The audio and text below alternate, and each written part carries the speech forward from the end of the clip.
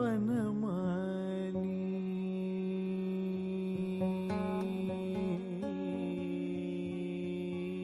to the Mirror Media Podcast with Mukunda Ravi.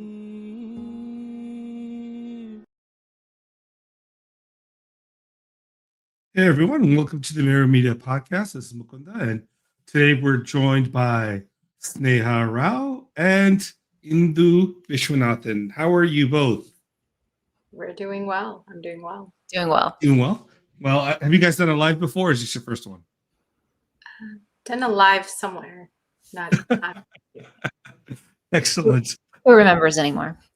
That's right. So, both Indu and Sneha just launched their Substack, The Turtle, which I have posted on the interwebs, and we'll put onto the body of this this live in a short while, so people can read their work and they're subscribed to the Substack. So Indu, we've had you on before. Sneha, this is the first time, although we've had quite a few conversations back and forth. How are you both doing? All right. Although one correction, we didn't just launch it. We launched it a couple of months ago. Yeah. In August, that's correct. Mm-hmm. Yeah. So, you guys are doing well. And, Indu, you're based in New York, right?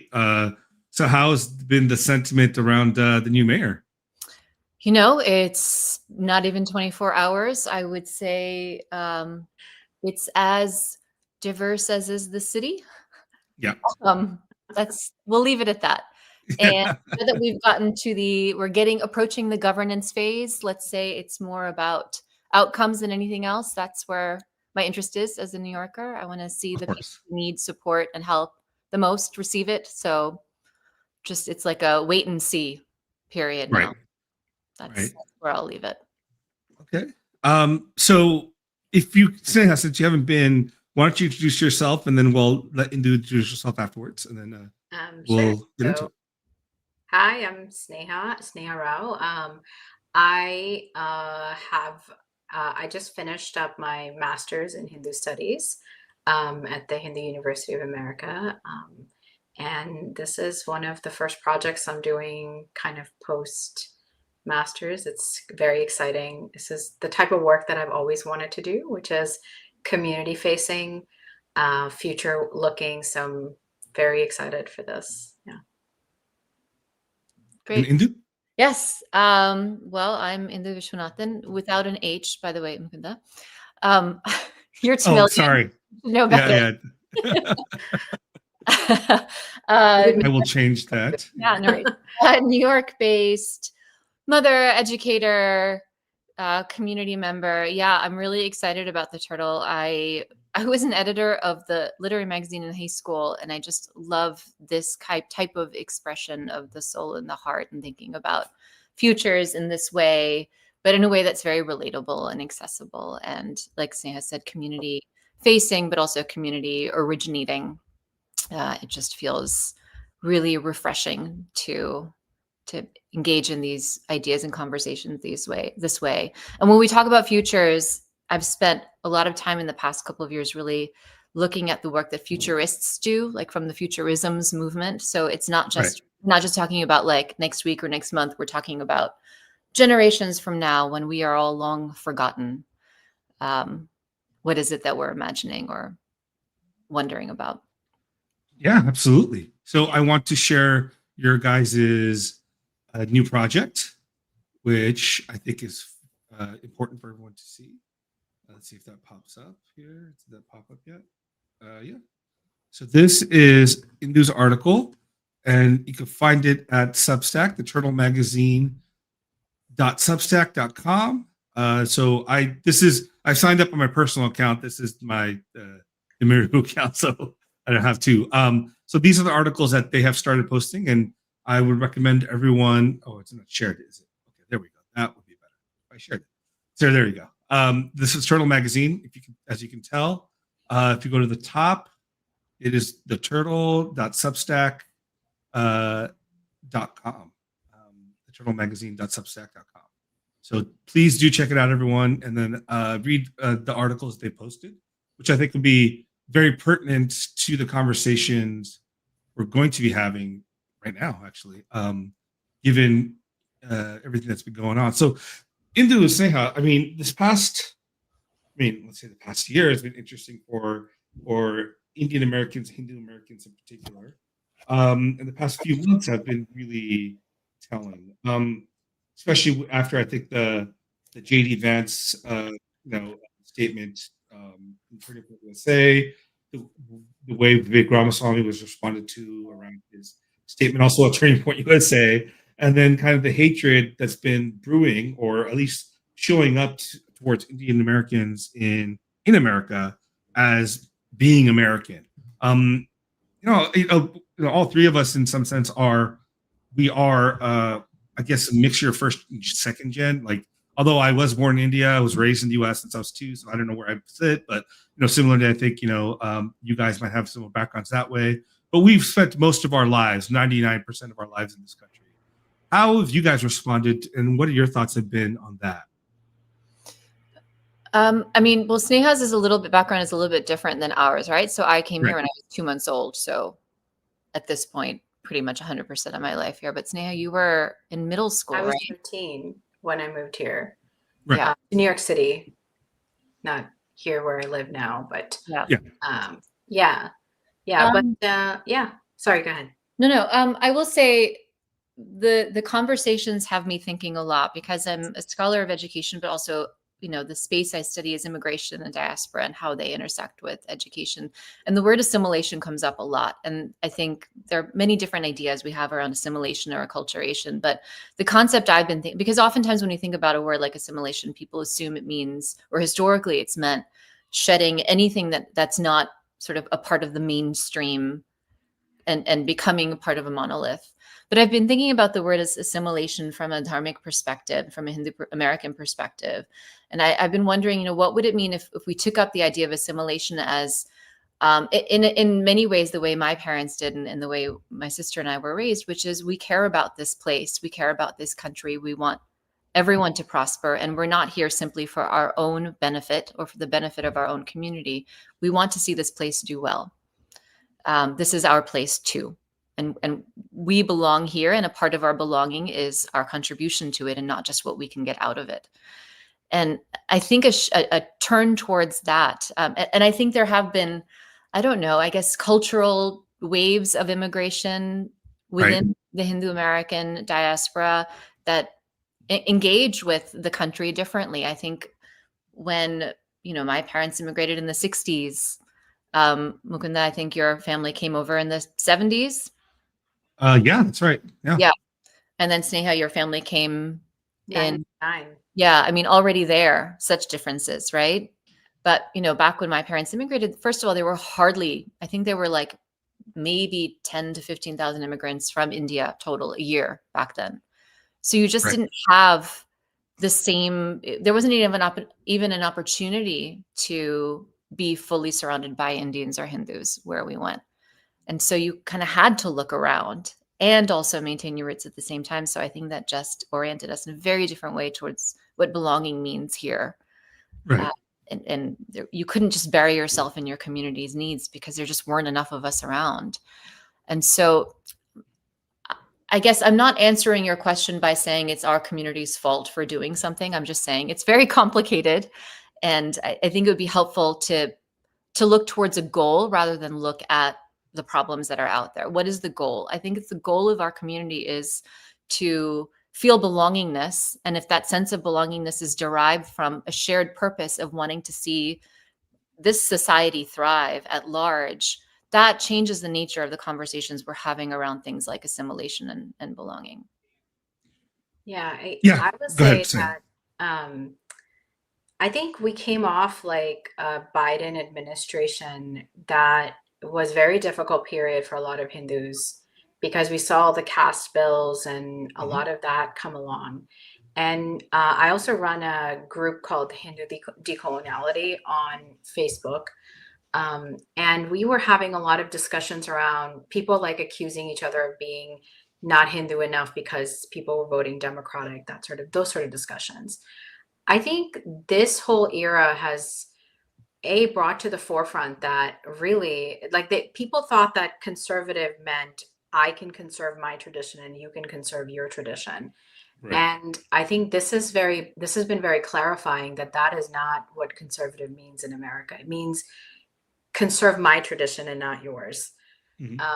And I think that really became crystal clear to me in that there's one clip of Vivek Ramaswamy interacting with a Christian kid. He must have been like 20, maybe 18. Yeah. And he was saying, he was challenging Vivek Ramaswamy as to how can you be a conservative because you represent change, and conservatism in this country is Christian. So I think now that the Hindu American community has that clarity, we can move forward with thinking, okay, what does it really mean for us to belong in this country? And I think one of the major things is we see the polarization in this country, and Hinduism has so much to offer in terms of conflict resolution.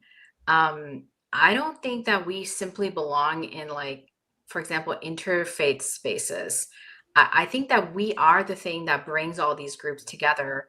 And we can take that role on as a way not to assimilate, but to bring, better society in America that is more pluralistic. I think that's something that we can take very seriously as Hindus in the future.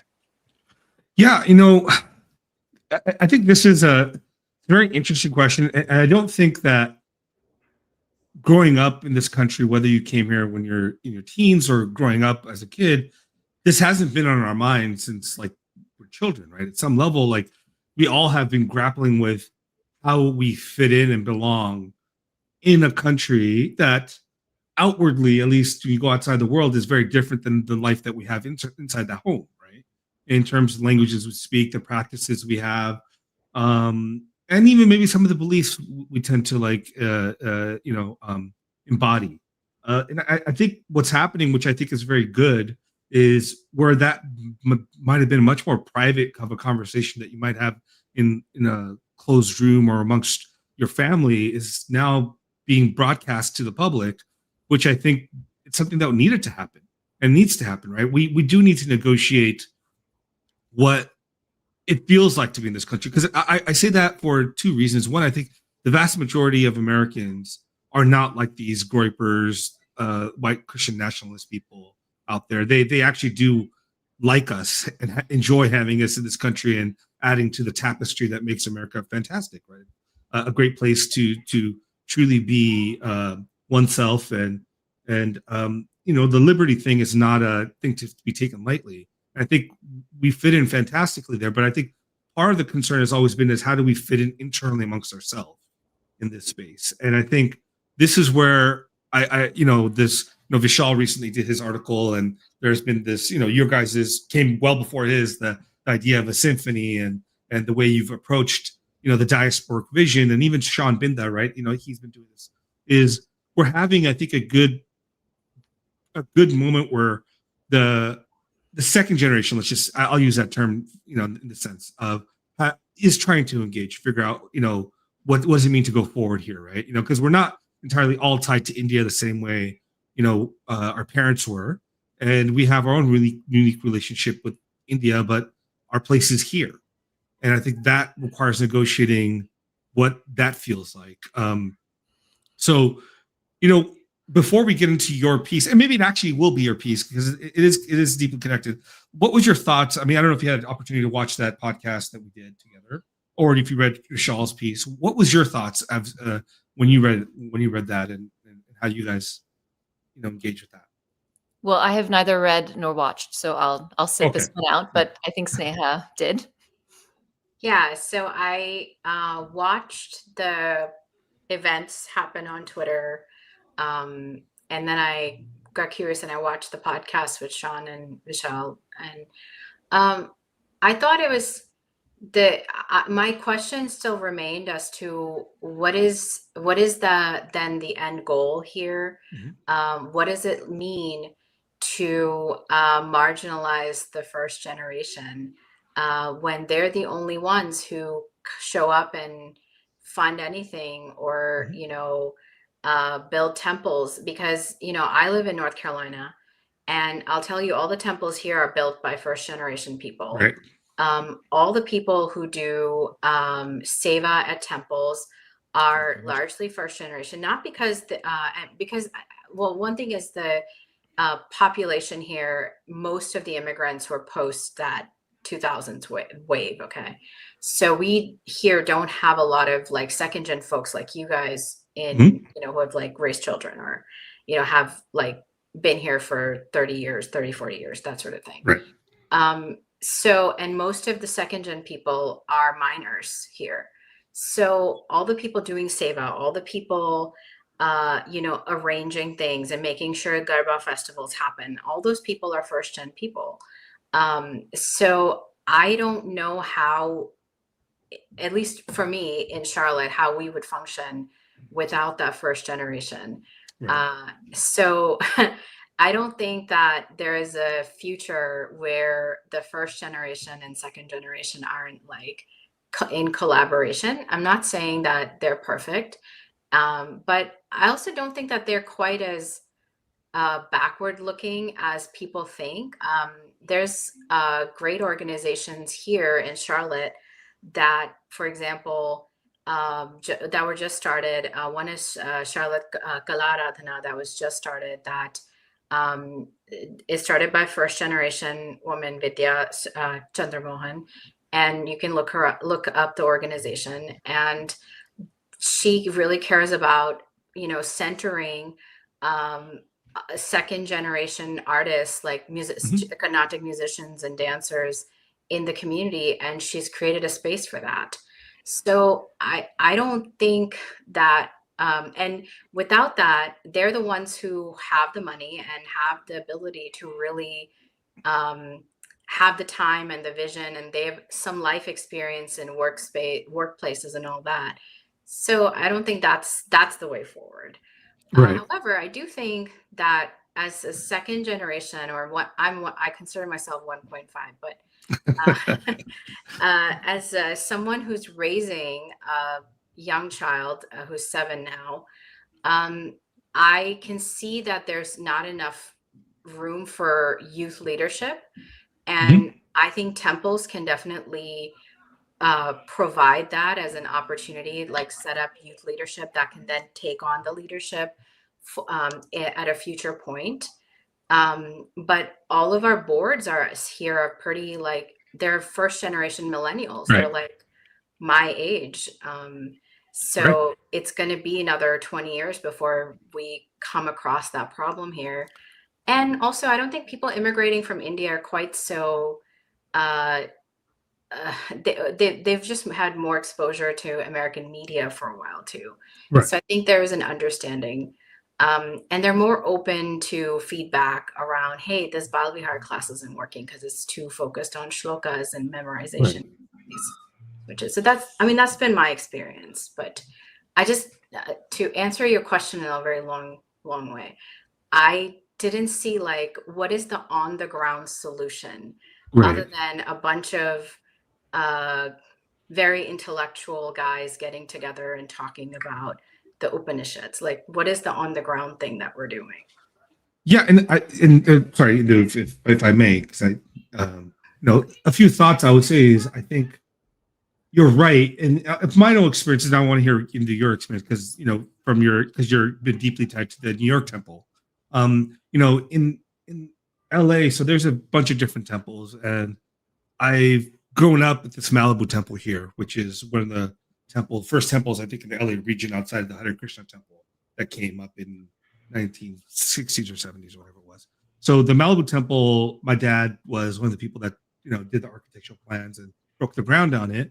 And then there was of course, infighting, and that all happens. But it's interesting because, again, like you said, there's two, maybe even three generations of people here in this LA area, and connected to the temple. But still, the temple's primarily run and administered by, let's say, the first gen or new first gen have come in, right? And there's very little engagement with the second or third gen in terms of admin level or even like the, like that level. They are engaged at coming to the temple, doing worship, for the Navratri or these various festivals, but I don't see their presence really in any sort of outreach and engagement that way. So what are your thoughts of Indu on this phenomenon? Is it similar in New York, or is it different? Well, a few things. One, so the Ganesha Temple in Queens was built around, I think, like the year before or after I was born. So we have a very close relationship with each other. It is definitely a community institution in that they have a very good relationship with the surrounding community in Flushing. Sure. And I think that's very much because of the leadership of the temple. I'll add to it, a Hindu temple has a very different purpose than a community organization, than a church, than anything Abrahamic. Its purpose is that it is, you're both nodding. I know you both know this, right? It is the abode of the deity. That the role of a purohit, of a temple priest, is not that of a preacher, right? They're not trained to do that. That's not their purpose. That's not their highest cause, is not community building. It is to perform all of the rituals and maintain the sanctity of the temple and maintain the abode of the deity, right? And that benefits the entire community, not just the Hindu community, but the entire community where the temple is built. And I think first just establishing that understanding, and that we benefit from the temple, but the temple doesn't necessarily, obviously in material ways, it needs support and volunteers and all of that. But the temple doesn't need us in the way that a church needs a congregation in order for it to establish that energy in that way. And Yes. we don't get into that, right? It's just designed very differently. That's not to say temples can't be learning or teaching temples or can't have community centers associated with them. They absolutely can. And you see that in the Ganesha temple in Queens. There are a lot of community education activities. There are specific activities for seniors, which has been really lovely to see, because post-retirement, a lot of seniors feel lost, especially our nerdy elders who made their STEM careers their whole lives and then they retire. This gives them some purpose, which is really wonderful to see. And then you also see outreach for youth, holding workshops and things to try to make sense of things for youth. I mean, is there room for improvement? 100% there's room for improvement. Absolutely. But it's certainly much more than a place that feels closed off and kind of doing its own thing. It definitely feels community facing and very important to the community. I think my big question is, I don't understand why this can't be a yes and conversation. Why does it need to be instead of conversation, right? That just feels unnecessary to me. I mean, there are so many people for whom these spaces provide so much meaning, so much belonging, so much purpose. Just because it doesn't work for some people doesn't mean it doesn't work for others. It absolutely very much does. And I think those things change over the course of life, right?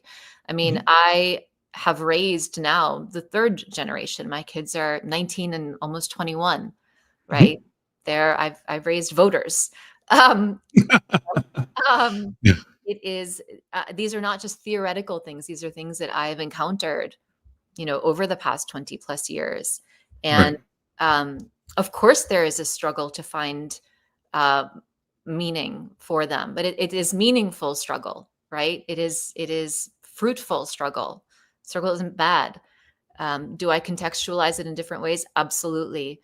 And then do we still go to India to visit? Absolutely. Like I've taught my kids, we've had conversations, they've pushed back. And then, we went to Chidambaram a few years back for my father's Sadabhishekam, and the whole family had gathered. And I mean, I don't know if either of you have visited Chidambaram, but it's absolutely magnificent. Yeah. So, Mukunda, like you just can't deny the presence, right, in that space. It's magnificent. And my kids, who neither of them really, they wouldn't call themselves religious people, but our whole family was gathered. It was like 50 family members gathered, and the blessings and the punyam of our ancestors for my father to have been able to have his Sadabhishekam there is just, I mean, it's remarkable. Right? And my at the time, 16-year-old, Park Slope son was like, turns to me and goes, like, I didn't realize I was a part of something so big. And he wasn't just referring to his family. and this is Yeah. not a kid who says stuff like this, right? Right. So that connection to the land there does matter. Land is important to Hindus, right? It's not just history. I think we do ourselves a great disservice. We cut off our own limbs by historicizing Of our course. tradition, our community, our experience, everything about it. I think there's something to benefit from examining history, but to try to find our meaning through history, I think, especially given that our concept of time is not linear but is spherical, I Right. think I think does us a great disservice. And I saw that in the eyes of my children, who, they're not just going to say something like that to please me. Unfortunately, that's not the type of children I raised. They're going to be honest with me. And they were both incredibly moved by that. Something happened, Yeah. something sparked for them. Yeah. Right. And there's something precious about land, like you said. It is, Devabhumi. It's a place where the gods come alive. And, there's, these are kshetras, these places of power and of deep experience. Right. And it's funny to say that, like, land holds experience, and it holds, and it perseveres. And it perseveres sometimes not just when people are living there. Like, there might be a place you walk into and suddenly it hits you. Something happened here. Something was magical, divine in this moment. And I think India, has many places like that. America does too, right?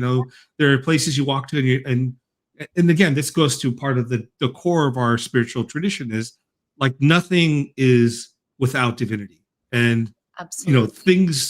things will call that divinity out and bring it out. And I think this is where it's like, in the conversation we're having even here, it's about what in this country, there's something that I would say is, I struggle with, is there's very few of us at this generation that I'm talking about that, and maybe I'm incorrect here, that are really engaged in our traditions and our maybe not just traditions, but just the spiritual religious element of our traditions, right? And part of the Meru podcast started off trying to engage with people to bring this stuff out. But the more and more I'm finding, there's like a small contingent of people that care about this in second generation. And a large number of people don't. And these, like you said earlier, Sneha, a lot of these temples survive because of the bhakti and the connection that the generation that, coming from India, whenever they came, earlier or now, are holding and maintaining and keeping these temples going. Where do we fit in that sense? Like, is there something that happened in our cohort, so to speak, that kind of fell away from upholding, our ideas or traditions, where I don't know if maybe I'm just currently wrong here in this kind of view or feeling I have. I'd love to have your thoughts on that. Well, one, I don't think we can generalize anecdata, right? Sure. And I think we can all, fall into that trap. My experience is not generalizable. None of our experiences is generalizable. Even though we're a tiny population in this country, we have such unique experiences. And some of it is based on where we grew up, when we grew up, our specific relationship with our parents, who our parents were, right? It's so hyper specific. Even in my own family, like my cousins have different experiences than I do, because my peripas are different and perimas are different than my parents were, right? So each family's experience is so unique. I think for me, and this actually came up in my dissertation research, for me, what was key was this freedom, this very Hindu freedom to ask questions. My parents, even though they had immigrated to another part of the world, were not fearful in their whole sort of grasping on to tradition. And, I would respectfully, but we would all ask questions. We would get together, like all of us cousins during Thanksgiving, and like question, what is God? What does all of this mean? And we were encouraged to do that. It's interesting, in my dissertation research, the one person who had grown up in a Hindu household who kind of stepped away from it, his parents refused to let him ask questions. And that him was when he kind of felt like he broke away, whereas the other participants, their parents encouraged it. And so they flowed in and out. But as they were nearing the stage of having children of their own, found themselves coming back to it. And it was that ability to actually ask questions that kept them close to Right. it. Because I think that that marries nicely with the ways in which we're educated in the US. Mhm. So I think a part of what we're talking about here, when we're talking about things like Bal Vihar and temples and all this, is not the content of what's being taught, but the pedagogy. How are we going Okay. about teaching? How are we even thinking about how this teaching and learning happens? And I don't think it's a coincidence that like really traditional Hindu ways of teaching are actually inquiry based, whereas a lot of the parents that were educated in India and come here were educated in, the system that the British left behind, which is very, you are an empty vessel and we're going to fill your heads with this knowledge. It's very much content delivery, not a lot of room to ask questions. That's not traditional Hindu teaching. And yet oftentimes that mode of teaching gets translated into educational spaces in the community here. And that doesn't really align with how these kids are being taught in school.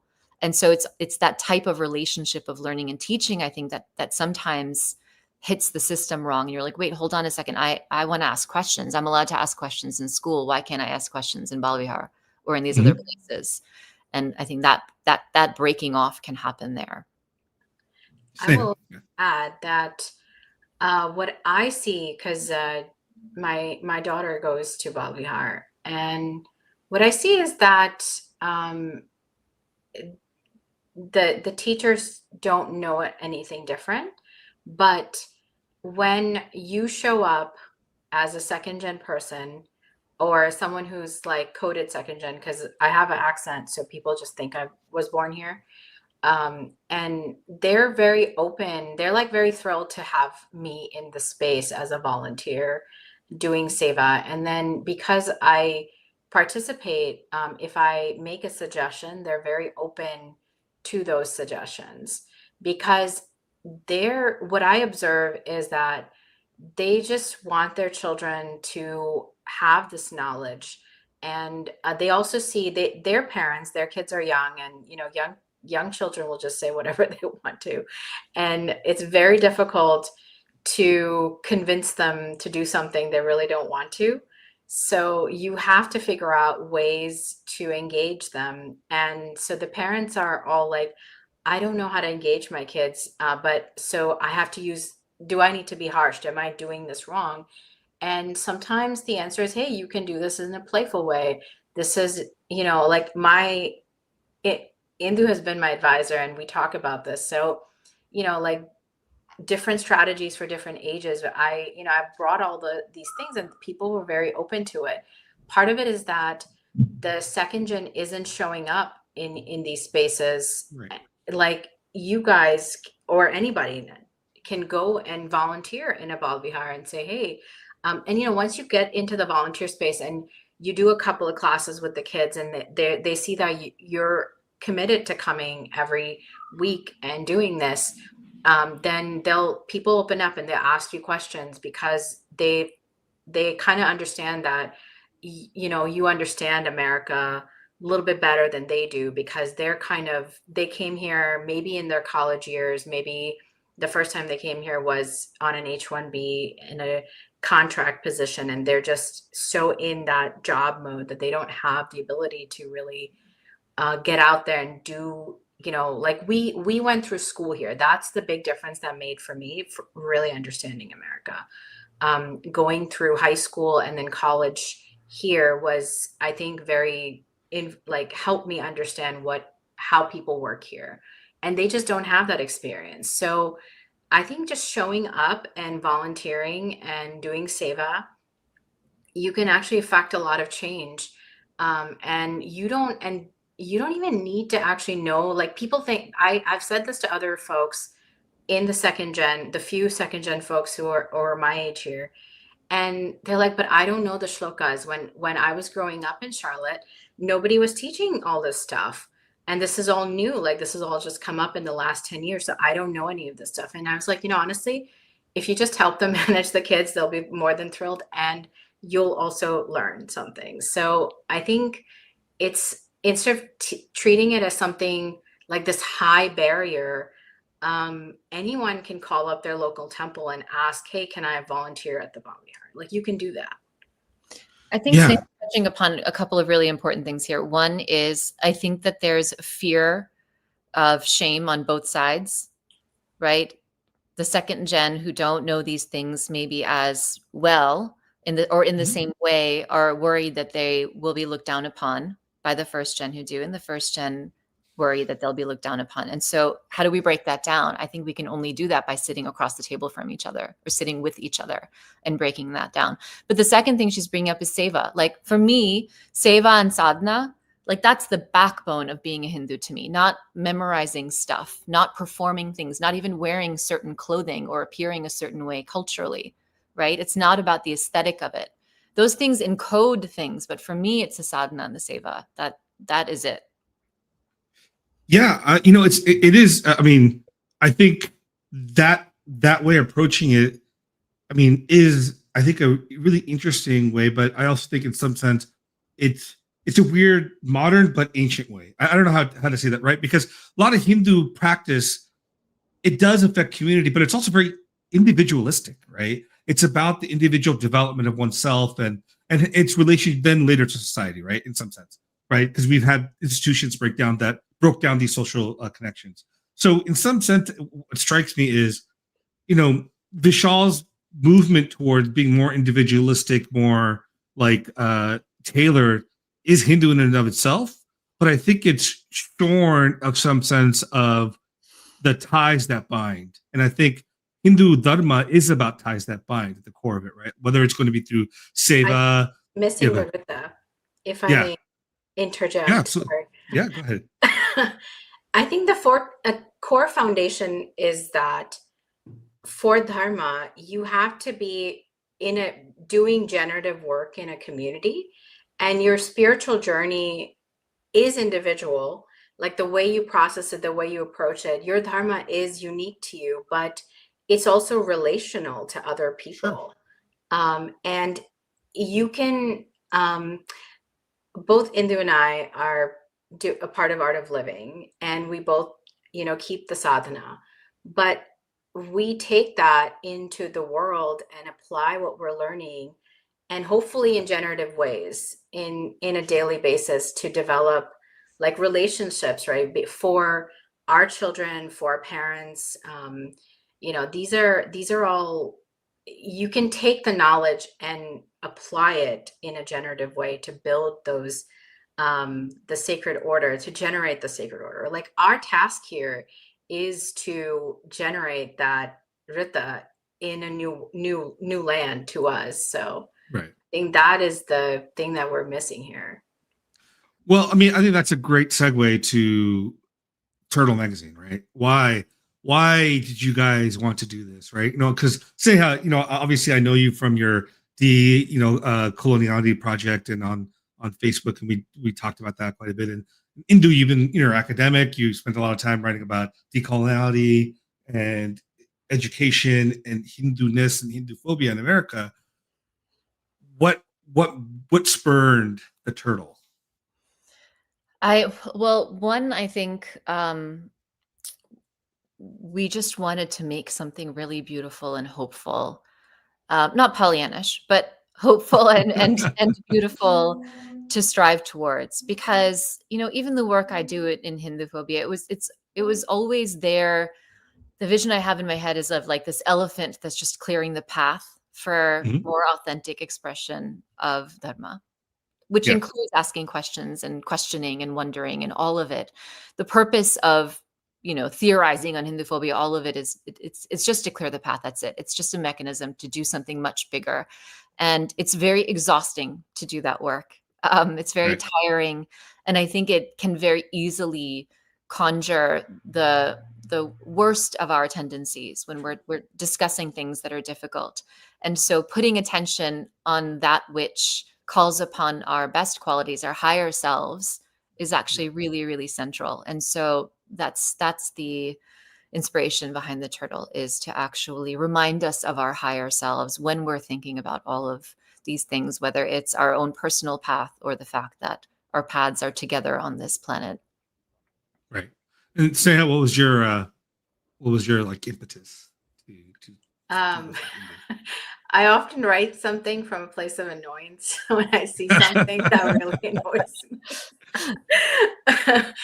but uh, but honestly, we started talking about all the trends in the community, all these ideas, and then we started talking about like what is Hinduism? Like that was the question. What is it that actually connects all these different diverse sampradayas?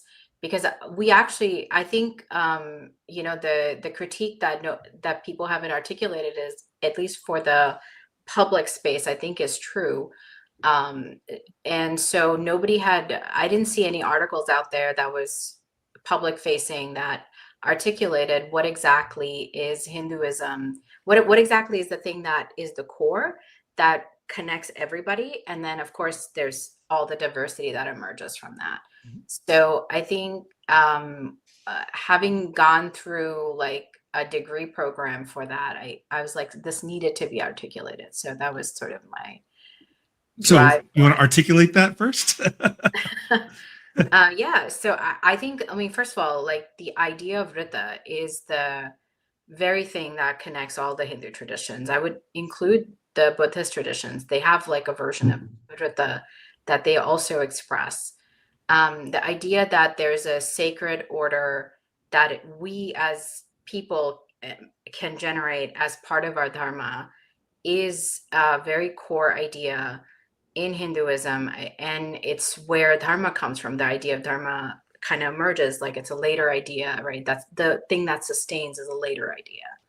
Right. I think that also karma, rebirth, the idea of cyclic time, these are all things that I would say largely Hindus agree on, and I mean, accepting like the Charvakas, right?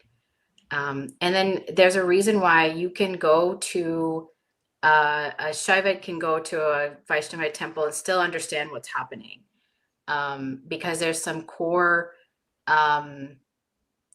like mythological universe that we share. And I think that's really important. Yeah. And I Do think you have any thoughts? yeah, I would add to that, just at the level of, it doesn't even feel like the right word, but our sensory experience with living. So our relationship with the earth, our relationship with nature, our relationship with other living beings, how we take that, I'm not suggesting, for instance, that every Hindu is a vegetarian, but our concept of beings and being with each other is all common, right? And is distinct from Abrahamic traditions, certainly, and predates them, and has much more in common with other pre-Abrahamic indigenous traditions. We have a lot in common, right? Including what we were talking about earlier, like sacred earth, sacred geography. Sure. Yeah. All of that is common. Yeah. I mean, I struggle with this, and I've struggled with this quite a bit, I mean, I think from a certain perspective, I can look at Hindu thought and see, I see a thorough thread through these dharmic traditions. But what those terms mean in each tradition is vastly different from each other. So, like, I think, like, if you look at Sankhya and its relationship to the philosophy of other systems, they're different. Although it's a basis for other systems or response, it's very different, right? Or you look at, the nature of even the mythology, or with stories, it's called narratives. The narratives, like, how do they sit? Do these things happen? Do they not? Are they merely like Arthavada, as like the Mimamsas say? So there's so much complexity and frankly divergence that sometimes it feels like do you include the Lingayats into this? Like, they don't accept the Vedas, they don't accept this, they don't accept that, but they worship Shiva, right? So there's some trend that's across the board. And I can't put my finger on it completely, but it does seem at some level that at bare minimum, there's a sense of like Rita or Dharma, because sometimes they're used interchangeably. And what that means for each group of people is different. And secondly, I think is the sense of there's some lip service or some engagement with the Vedic tradition, whether it's going to be like Buddhas accept some of it, discard some of it, the Jainas the same, but Hindus on the whole will at least pay lip service to it. Right. Even if your tradition doesn't ever once quote it, like Lingaites won't quote it, and other people, but they'll just be like, yeah, it's all Vedic, it's all whatever. So it seems to me like the intellectual level, there's these complexity, but on the ground level, practices, especially in the way we practice across India and in the US, it's very similar. Like you said, Sneha, whether you go to a Hindu temple or even if you go to a Buddhist, you see similar kind of practices, the way you bow, some of the mantras are very similar. Now, I think the Vedic tradition is a little different. If you go to a yajna, you might have difficulty going from a temple to a yajna to see how different they are. But yeah, I think this is where scholars and even practitioners can become a little disjointed about what that Hinduism means. Well, Because it is a term, yeah. I think this is why we wanted to use a metaphor. And of course, no metaphor is Yeah. perfect, but of the orchestra, of the symphony, right? Correct. Because a reed instrument is different than a brass instrument, is different than a string instrument, but they are all, and they can play different, have their scores are different, the music is different, but they're Right. all playing music. Right. And oftentimes the same song, even though their parts are very different. And Right. maybe if we reframe lip service to recognition, right? They recognize that these other things exist. They don't deny that these other things exist, right? We don't all need to be playing the same exact part for us to all be doing something that's very much interconnected and related. Sure. Yeah. I think with scholars, it's just we know that the intellect is prone to so much, and the intellect and the ego love to sort of huddle together and come up with their own little delusions, right? So I don't think I would. I don't think I don't know if this is controversial or not, but I don't think I would go to a scholar to try to understand Hinduism. Scholar practitioner, maybe. Scholar practitioner, maybe, but certainly Yeah.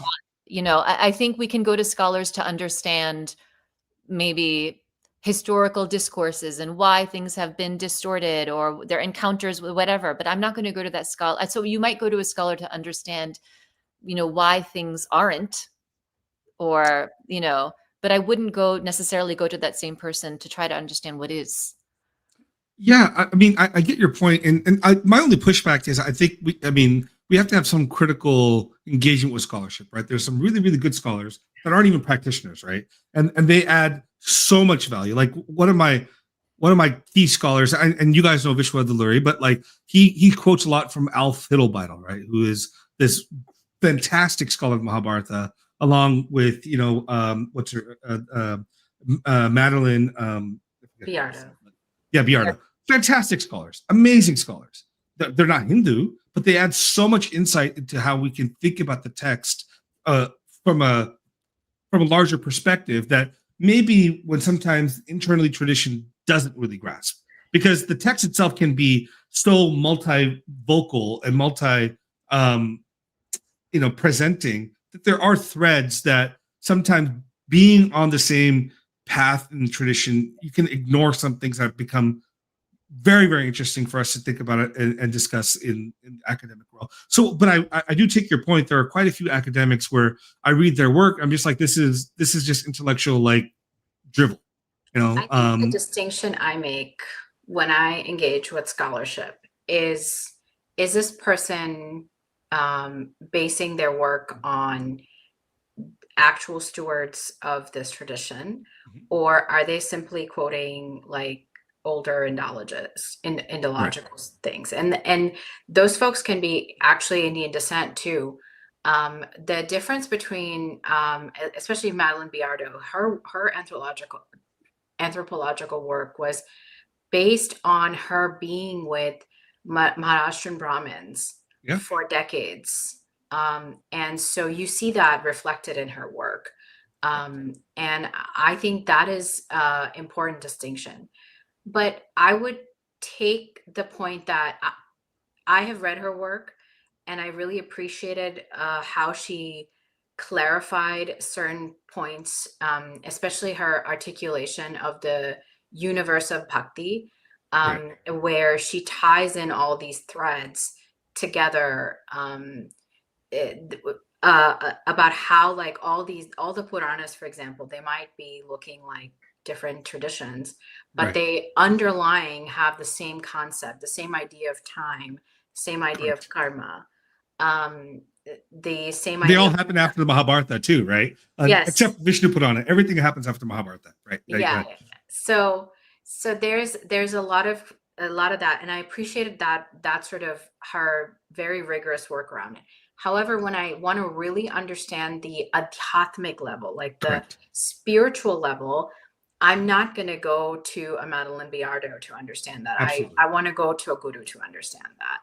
Correct. So I think I would make a distinction about if I want to understand how to implement some certain things in my life, I'm going to go turn to my guru and not Madeline Biardo scholar. But I mean, I'm sure there are other scholars who I've read, like Swami Medhananda. Yeah, Ramakrishna and I found his work to be really, really great, and his talks to be really, helpful. So, yeah. I mean, I'll add to it. This is me on my path. This is not like a diagnosis or anything. If it doesn't bring me joy and doesn't make me feel expanded in reading it, then it's not for me when it comes to Hinduism. Like the intellect, the intellect does not bring me joy. And I understand it brings others joy. It's just not my path. No, absolutely. And that's what Hinduism is. Yeah. What's your path is going to lead you to that ananda ultimately, right? Yeah, exactly. And so can you give our listeners and our viewers a sense of what the symphony is and what that vision for the diaspora is?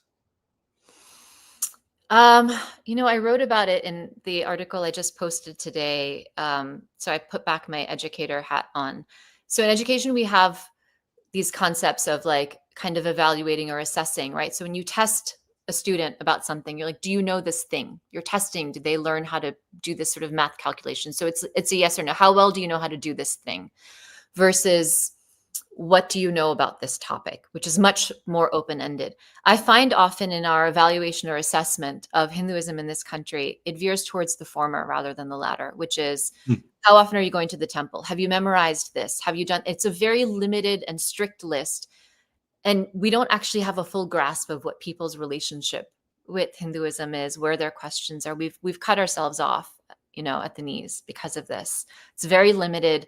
It tends to be very dominated by, I don't want to just call it performance, but very, very narrow definitions and imagination of what Hinduism is, right?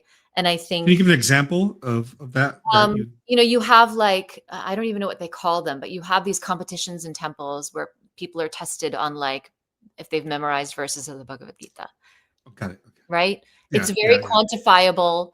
It speaks right into the sort of testing outcomes education from India, right? Yeah. But it's not actually engaging young people in exploring inquiry or what they wonder about and how this pertains to their lives or anything having to do with actually living as a Hindu.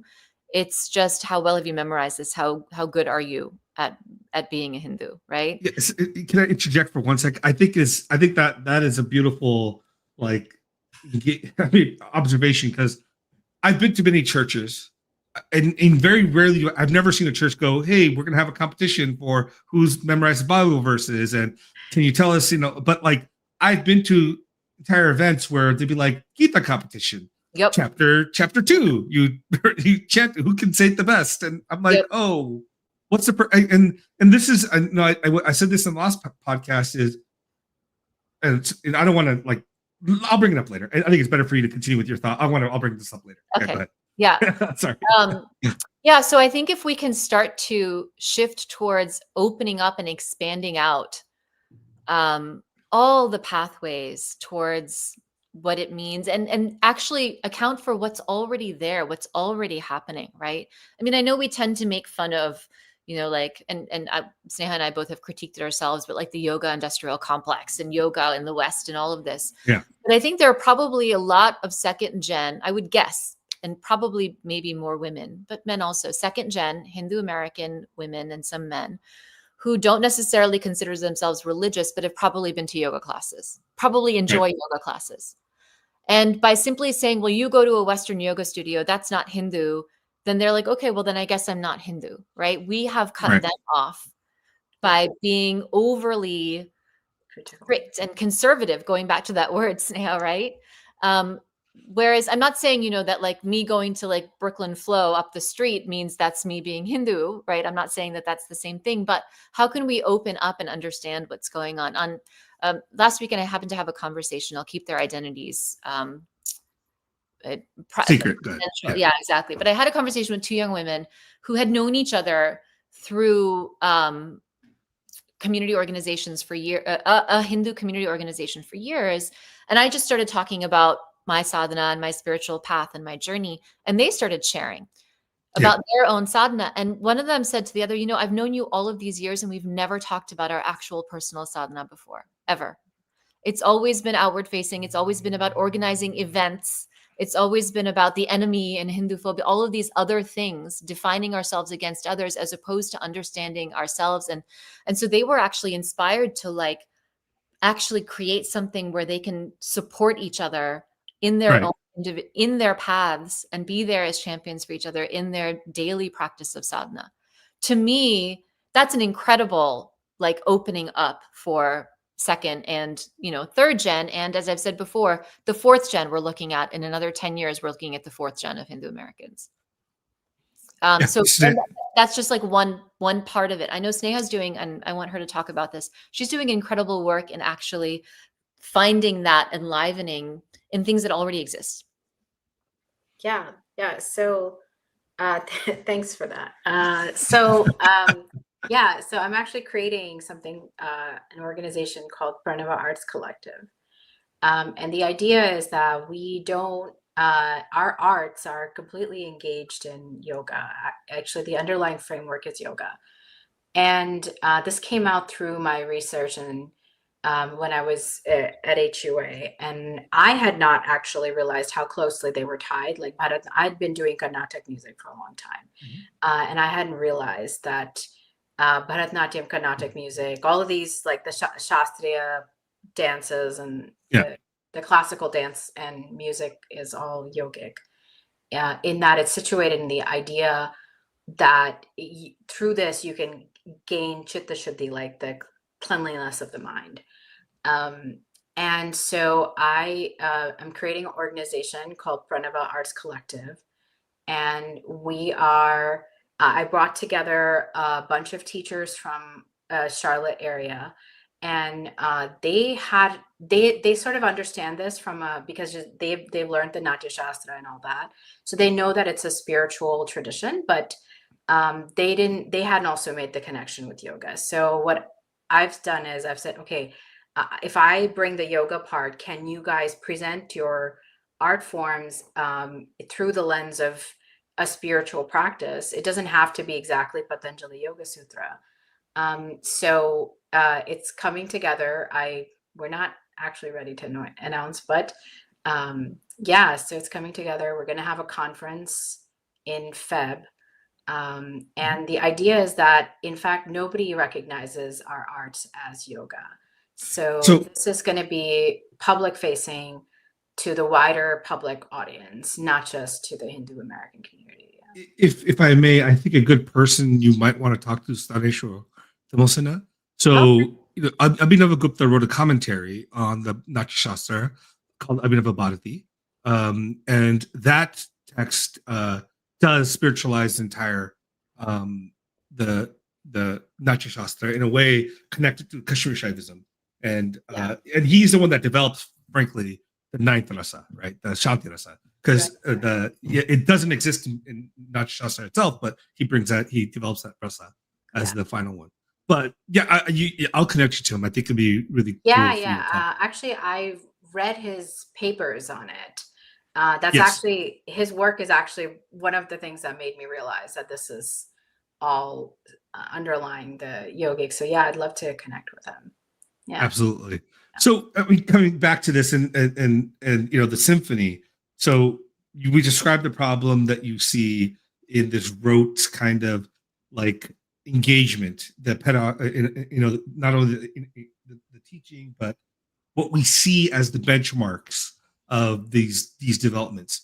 So can you continue with that a little bit? So I want to I mean, I think just opening up the field, the space to things that are and we talk about this in the turtle, that are more feminine, that are embodied, the arts and music and things that are actually physically in our bodies, and not just these intellectual spaces. First of all, they already exist, and they're so vibrant, and they're so alluring. They're so interesting and engaging, and we're drawn to them. Not to say that these spaces are perfect. You know, if you look at these performance spaces, they've become reduced to performance, right? A lot of the arts. And then they've taken on the same quality. So then it becomes a competition of performance. And then it becomes who's the best, as opposed to what is the experience of being in the room when something like this is happening, right? I had the opportunity last week to be at the Art of Living Center in DC, and this young artist named Rishi, who's kind of an Instagram sensation. He combines Carnatic music with like pop music. He like fuses the two together. He happened to be there, and Gurudev was there, and he sang during the evening satsang and meditation, and there were maybe 150 people in the room, and we just closed our eyes and meditated when he sang, because he just brought us to such a different space, you know. And that, again, foundational to Hinduism, the material world, the matter that we see is like a tiny fraction of what's happening. It's more, you know, space and waves. That's what we actually are. That's what we're inhabiting, and you get to experience that, and it's so undeniable. It's just around us. So I think just tapping into, and this is a young person who grew up in Maryland. He's 27 years old, right? This is second gen. This is a kid who grew up in the US, and his mission is to bring the world together through music in this way. I mean, it's beautiful. It's absolutely beautiful. It's not an argument. It's not a debate. It's just come listen to this young person who can't stop singing. He can't. I had dinner with him afterwards. The young man cannot stop singing, even when he's like, he's just in it, right? He's in that flow. I think there's just so much undeniable beauty that is available that we're not recognizing is Hinduism, that we can recognize, and actually adds so much to the landscape of this country. And like Sneha was saying, and we talk about all the time, bring this into conversation with other arts forms that are happening, and music and embodied things that are happening. I think that's going to be, I'm not saying that this is going to satisfy everyone, but I think this is going to resonate with a lot of people who might feel very, I don't know, turned off, disenfranchised, just not interested in things that are just very, very esoteric and dry. And maybe that esoteric stuff is very joyful and appealing to some people, but it's not all of Hinduism, not at all. I think if I can real quick, Stan. So I don't know, have you guys heard this band called Agam in India? Yeah. So, you know, I don't know if you have Hindu, but they meld in Carnatic with rock and metal. And I think it was like things like that are really picking up steam in India. And I feel like that stuff juxtaposed into the US would be something that actually would also connect with our people. But sorry, Sneha, I didn't mean to cut you off. I just want to add, there's actually a lot of people doing work, but they're doing work very quietly. And one of the things is we need to, because we're all in the Twitter space, I think the voices that get heard are on there, and though their experiences get like magnified as the sort of the experience of everyone. But I met like a scholar named Kaustavi Sarkar. She teaches at our local university here, UNCC. She's a dance professor. And she created a program called DNC Honors, Dance. I don't know what the other NC stands for, sorry. But it's an honors program for children, for middle schoolers and high schoolers. So that, because you know, these Indian art forms aren't like, they don't really have a space right now to like, if you're into hip hop or something, there's like art magnet schools and all that. We don't have that. And so she created this honors program for these kids so that they can, and they're learning, you know, Bharatanatyam, Odissi, Carnatic music, all these things. And so she created this space so they can have learn it in a more deep way, and then be registered in the honors program on a national level and be recognized for it. And then potentially, you know, what comes out of that is that they can then imagine themselves actually having a career in this, and creating these like new, interactions with different art forms. And I also like to follow this Irish traditional artist, and she's like been doing a series on Carnatic and melding Irish traditional with Irish, because they use the same type, like they use the kind of like similar types of ornamentations. And so this world is really rich. I mean, the fact that we are in this time in America is actually like, we should see that as an opportunity.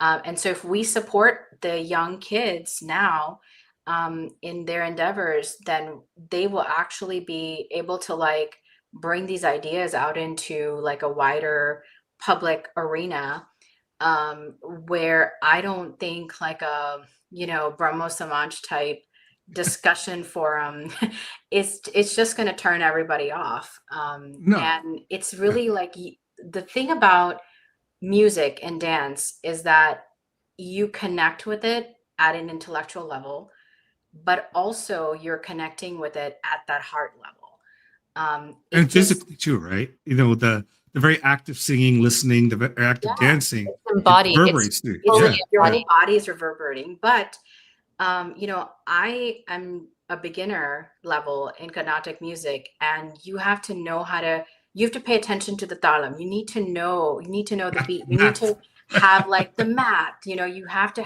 so it's not an unintellectual space. I think that is like, it's just the way I think about it. I think, what is the term that Gurudev used? Intellect soaked in the divine. That's the space that these kirtan, bhajan, any of these art forms bring. So for me, like this is the path that I'm going down in. It's art that is really going to bring us all together, because okay, I'll give you like a stupid parochial story from Charlotte. There's a Purandare concert series, okay, and they're Kannada people, and then there's like the Tyagaraja people, and they're different people. And so they don't quite get along. But because I get to go and sing for Purandare and I get to sing for Tyagaraja, I know everybody. So, this is the symphony. They're in the symphony. Yeah. And they're just playing different roles. And that's, if they just want to organize that, that's fine. But for me, it's created an opportunity to sing both of those things. So it's not a problem for me. Well, and what I would add is expanding on music and the arts, whether it's performance arts or visual arts, although I wouldn't call it performance arts, right? Like something like kirtan, all these things, these are not performances. This is like dissolving into the music. There's a design to it. There's a design in the music and the arts that echoes the design of the universe, how we think about being, right? That's how all of this is designed. It's sound. And I think this idea of design can expand out into, and it does expand out into things like architecture, right? Like when we're thinking about a temple is not just a space where we've, plopped some murtis, right? There's a design to that temple that is very intentional, that leads us inward. So everything that we're talking about designing in the United States or outside of India or inside of India in contemporary times, because I push against this word modernity because it's very linear in its time concept, in contemporary times, is designed to acknowledge like the inhalation and the exhalation, right? So if someone is writing about the future of Hinduism, what is their inhalation? What is the work that they're doing? What is their swadhyaya? What is their inner breath that's happening before they exhale something out? How are we designing for that, for our community, that inhalation and exhalation both? Right. Yeah. I think it's very interesting to think about, in terms of, so now we discussed art as a means of the symphony metaphor. Symphony's metaphor, art is a on the ground means of addressing some of these concerns we're talking about in the diaspora, right? As a way to bring people in, to hold them, to allow them to participate on their own terms in some sense, right? And then what would you say is another like really important means of doing that amongst the diaspora community? I mean, I would say first we said yoga, and then we said Yeah. yoga through So, the arts, right? So yeah. all of the embodied things, whether they're embodied in humans or they're embodied in things like architecture or space, Mhm. all of that matters. I think narrative really matters. Sharing community really, really matters. Storytelling really matters. I think creating very honest and open community circles really matters. I think rediscovering the masculine divine, and Mukunda, you know, I've Right. talked about this before. I think a lot of damage was done to the Hindu masculine over the Sure. years. Yeah. We Yeah. tend to look at the attacks on the feminine, but there's a lot of attack on the masculine. And so there's a lot of really generative work to be done in rediscovering Right. the sort of dharmic masculine and what are the different ways that we can do that. And while we do put attention on the feminine, you know, in the way we talked about the turtle, it really is in rebalancing the masculine and the feminine. That's why we need to pull up the feminine. But you know, they exist in relationship to each other.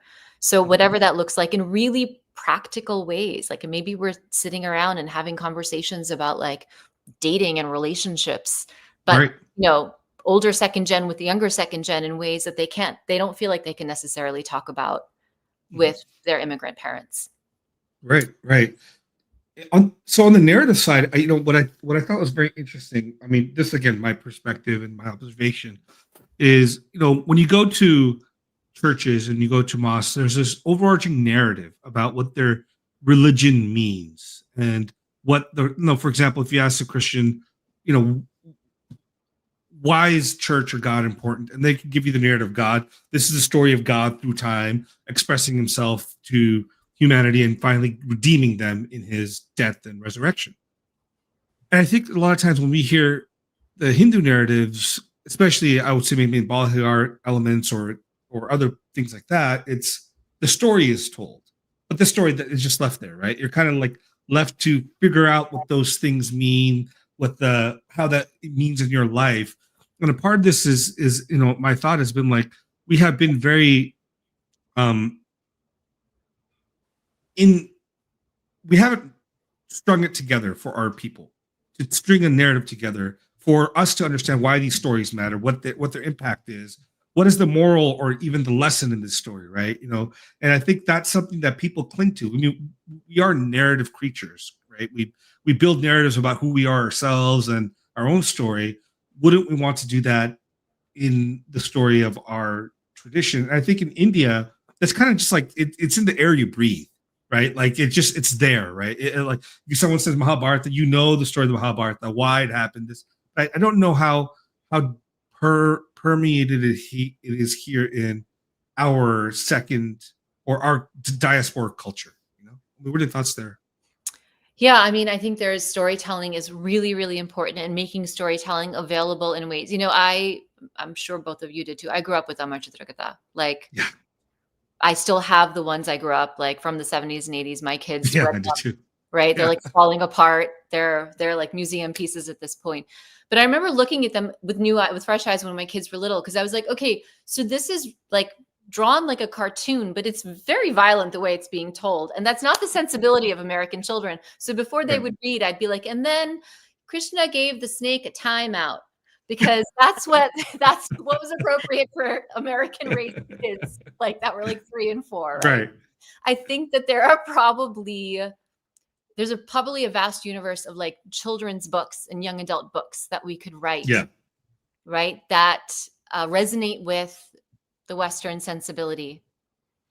And there's Yeah. so much scope for so much expression there that can be used by parents, that can be used by teachers, by Balvihar teachers, whatever it is that give them these tools. There's vast scope for all of that to happen. Right. Because I do think the second or third gen Hindu American parent that opens an Amar Chitragatha is going to be shocked when they see how just plainly violent some of these depictions are, and that feeds into the narrative that Hinduism is violent, when I think it's really about the storytelling around it. I think there are ways to negotiate that where you're getting to the point of the story without having to convey it in a way that's culturally doesn't resonate here. Right. And that's interesting because like how do we have to balance that? Because in our worldview, right? Like death isn't the end, right? It is merely another state of movement and flow, right? I think you build up to that though. Like, okay. I think you build up to that. Like when I taught 5th grade, I don't know if you remember the book, Tuck Everlasting. Did you read that? I don't think so. 5th grade. It's a book about immortality, but it basically touches upon the fact that it's not natural for us to be immortal and that there is a cycle of. So 5th grade, kids are around 10 or 11, and they were completely able to grasp that because the way in which that story is told, it's philosophical, but it's narrative. So I think we can get to that in ways that are, but I don't think a 4-year-old needs to be reading about that. I think it's different for a 10-year-old to be engaged in that, in a story where it's not just like they're not hit in the face with it, but it's handled. So there's plenty of scope for that. We absolutely can engage that just in developmentally appropriate ways. Yeah, because my niece and nephew are 5, and my amma tells them, like the story of Ramayana, and obviously they ask questions like who's stronger, Hanuman or Superman, Hanuman or Jesus, and all those stuff come up. But like when it gets to the point of like Rama fights Ravana, and she'll be like, and Rama sent an arrow that made Ravana go to sleep for a long time. So it's so you do play into that. But when I grew up, my amma gave me the Armor Chitakana, and you see Ravana's head get chopped off. Yeah, 100%. And you're like, okay, that happens. Okay. Yeah, absolutely. I don't know. Am I in a different generation? Maybe. Because, so I will say before my daughter was 6, I was being careful about how I said things to her. But these kids are watching like Demon Hunters. K-pop Demon Hunters, right? So I was like, wait a minute, why can't I give them a Katha? Fine. I will say some of the depictions they actually have like blood and stuff in the Amar Chitra Katha, so that's kind of still not in the K-pop Demon Hunters kind of just disappear, right? They poof away. I mean, I think I think that's another great example is actual media production. I'm actually beginning to work with a filmmaker friend on actually producing like animated shorts and things like that again are available or accessible to anyone that wants to watch them. It's not just like it's so coded that only Hindus get it, because I think that's the type of stuff we need to produce for 3rd generation kids and 4th generation kids. It has to be sort of universally coded for people to get it. And it's an entry point, right? Right. There was, I think, there was one done by Pixar. I don't know, like 15 years ago. I don't know if you guys remember that My Superhero God Team or something by this Patel. Yeah, that was, I remember Team something. With Hanuman and Durga, and it was. Really that was really cool. But again, it's like I haven't seen because. I am in LA, and I have quite a few members in the entertainment industry who are of Indian descent and Hindu descent. It's a lot of times they would rather let's do Shakespeare play, and then like no one wants to go check out what we've done in the Hindu tradition, whether it's going to be Basa's plays or Shudraka's plays or any of this stuff, which are very, very interesting on their own and are fantastic, right? Like. Part of this is, I get it. We're in the West, and that's part of like their training. But our stories are worth telling, and our stories are worth engaging with, right? And I think part of that, Stevie Daniel says Sanjay's super team. That's what it was. That's right. But my thoughts on this are: how do we get these classics, these stories, these ideas into the world at large, right? India does it, and frankly, I don't want to be too mean, but a lot of Indian content is not of the best writing quality that I get from India. Mainstream. Let's just be like, if Bollywood does a version, it's probably pretty crappy. But when it comes to how do we do it in the West, because we do a good job, I think, on the whole, of trying to be faithful to storytelling or innovation. So how do we bring that out? I think one. Which is always the trick with our community. We need to invest in it. Like you need to put money behind it for it to happen, right? And it has to be done similar to everything we've been talking about this whole time. We need to think about the how and not just the what, right? So like, how are these stories being told? What's the aesthetic of these cartoons? What's happening right now in the space of, animation? Right. There's so much out there. And I think, now with all of this AI out there, you see people rushing to produce these kind of like, what is it called? Uncanny Valley type of AI animated slop. things. And it's just, it makes me very uncomfortable to watch Yeah. them. So how do we actually uplift artists? How do we go to hand-drawn or quasi-hand-drawn stuff? Like, how do we engage in the process of media production dharmically? Right. And understand that when AI generates images of our deities, for instance, that are slightly off, what is that going to do to the viewer? So we need to Right. take all of these things into account, right? Like there's a rush, I think, amongst the IT tech crowd to be like, oh, animated, now we can do that. Now I can produce something in 10 minutes and it's going to be great. And that Right. solves the media production problem. Well, like, let's sit with that a little bit and not think that that's the solution to everything, because Right. we've been saying this whole time, arts, everything we're talking about is happening at the level of, at an energetic level. It's happening at a pranic level. Right. And we have to acknowledge that, and we have to embrace that actually, and use that to our advantage. Right. And, like it just a few years ago, there was this game produced by Indian, I think Indian American and Indians called Raji, right? Yeah, It was I remember this, that. and that was a pretty cool game. And, Yeah. I think, I think sometimes the issue, especially since we are a living, breathing tradition, is how do you tell new, innovative stories that touch audiences, but do it in a way that's not like offensive. And that's a fine line to walk, because it's not easy. Yeah, yeah. But I think it can be done. I think, we don't have to start with epics. We can start smaller and build up Right. and understand what works and read the audience. I think there's an appetite for it, though. There's a lot of discussion. I'm connected with some folks in the media industry in Hollywood as well, and there is a growing appetite for consciousness raising media production. Right. There really is, and we can speak so beautifully into that. So I think we just really need to tap into that. I actually think, to maybe make that a little broader, what I see when I go to like conferences in the religion space is everybody is saying how there is a desire for re-enchantment. And whenever people come to presentations on Hinduism, they're like, it's really dry. Like the presenters are really, really dry.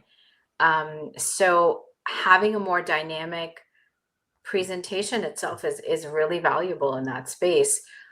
Even just like showing puja, I think that's, it's such a beautiful ritual. And I think a lot of people actually want that in their lives right now. You see that in a lot of different spaces, like people are going back to Catholicism, for Right. example. So we should be making content in like an aesthetic way, showing like some rituals around puja. Like the Instagram space can be really great, but also like explain that. One young woman who's second gen, she told me, I don't connect with puja, but I connect with Native American rituals because they're connecting with like the 5 elements. And I was like, okay, so let me explain that, puja always includes the 5 elements, right? So I think we need to be generating just nice designed, aesthetically designed content that is also, gives good, simple explanations that people can connect with. I watched like, there's a Telugu lady on Instagram that she does this really nicely for like Lakshmi Puja and stuff like that. But in Telugu for a Telugu audience. And I was like, why can't we do this in English for an American audience? Obviously the mantras she's saying are still in Sanskrit.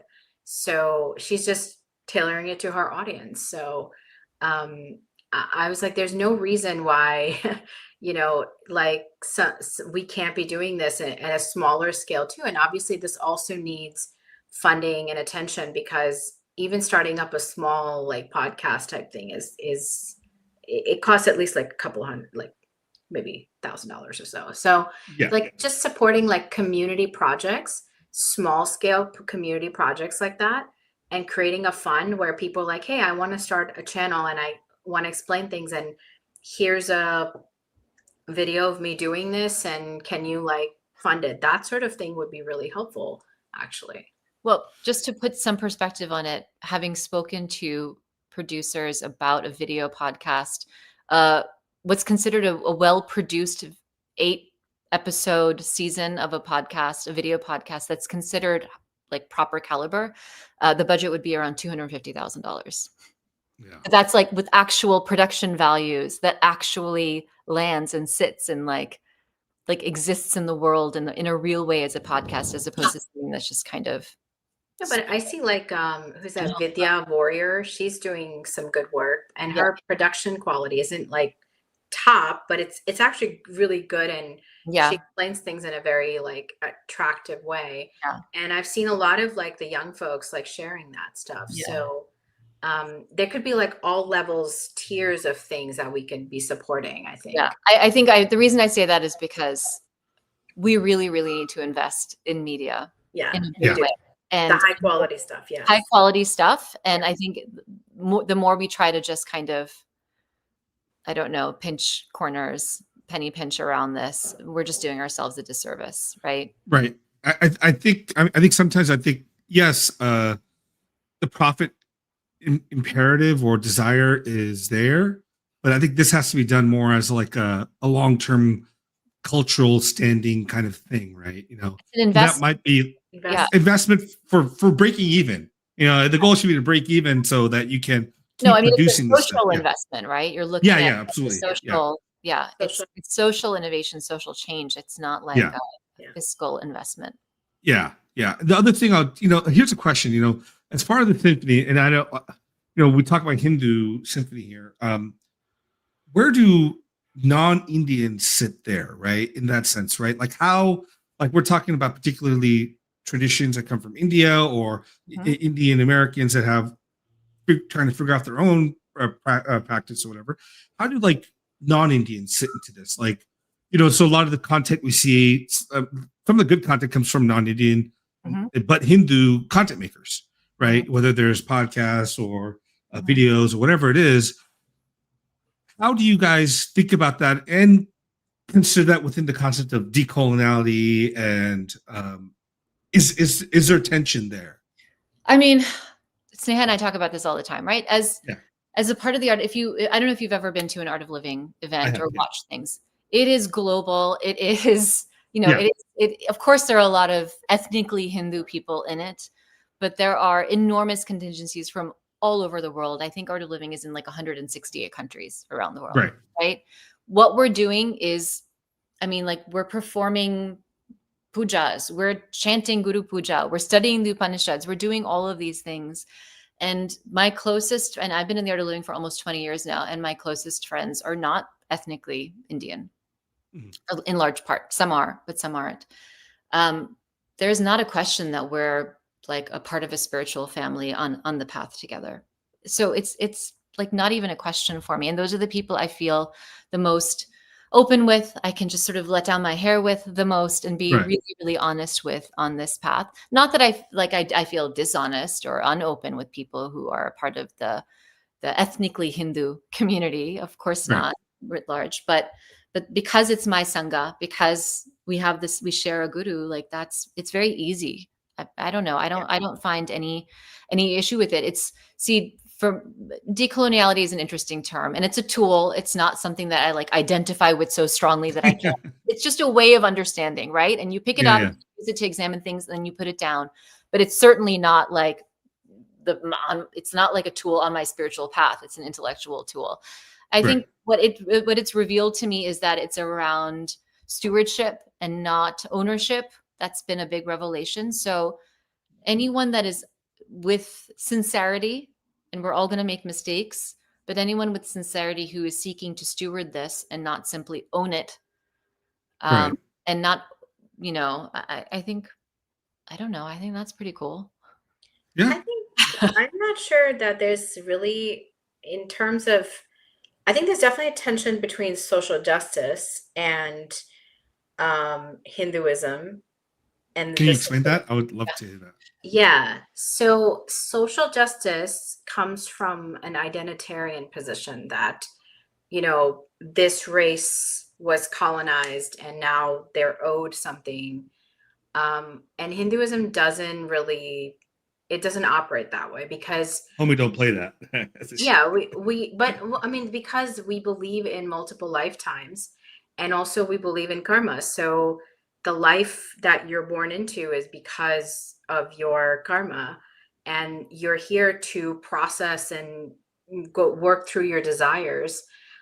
So there's no room for like, this perpetual identitarian position. The identity is useful only to the point where it protects your knowledge or your ability to steward knowledge. But past that, you're on a spiritual path, and everybody around you, you have to work through your karma, whatever that Yeah. may be. Um, so there's definitely a tension between social justice and Hinduism. But I don't think decoloniality in Hinduism, because the aspect of decoloniality which speaks to me is the epistemic justice part of it, where it basically states we're allowed to operate from our we should be in a space where different epistemic frameworks are brought together and can operate together, and there should not be any like marginalization of one or the other. And I think that is a very fair point, and I don't think that's actually very un-Hindu. Like, we wouldn't in fact, diversity is a design of Hinduism, because you cannot work through this cosmic desire that emerged in Purusha without living many, many lifetimes. And those lifetimes have to include different experiences, because how else are you going to work through that and then finally realize that actually I want to be one with that, spiritual aspect? Like, you can't finish your journey of leaving and returning to Purusha without that diversity. So let me ask you this question on this point. So this tension between social justice and Hinduism, I think it's interesting. I kind of want to like parse that out a bit more.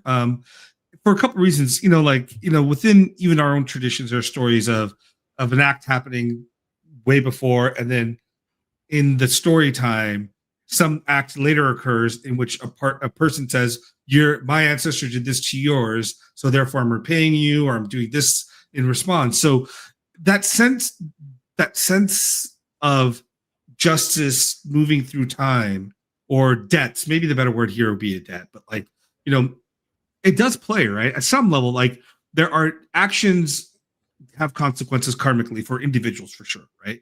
But do we not have a duty to, if we're able to enact justice for others or be part of justice for others? I think when we talk about social justice, we're not talking about just a general term that can be interpreted in any way.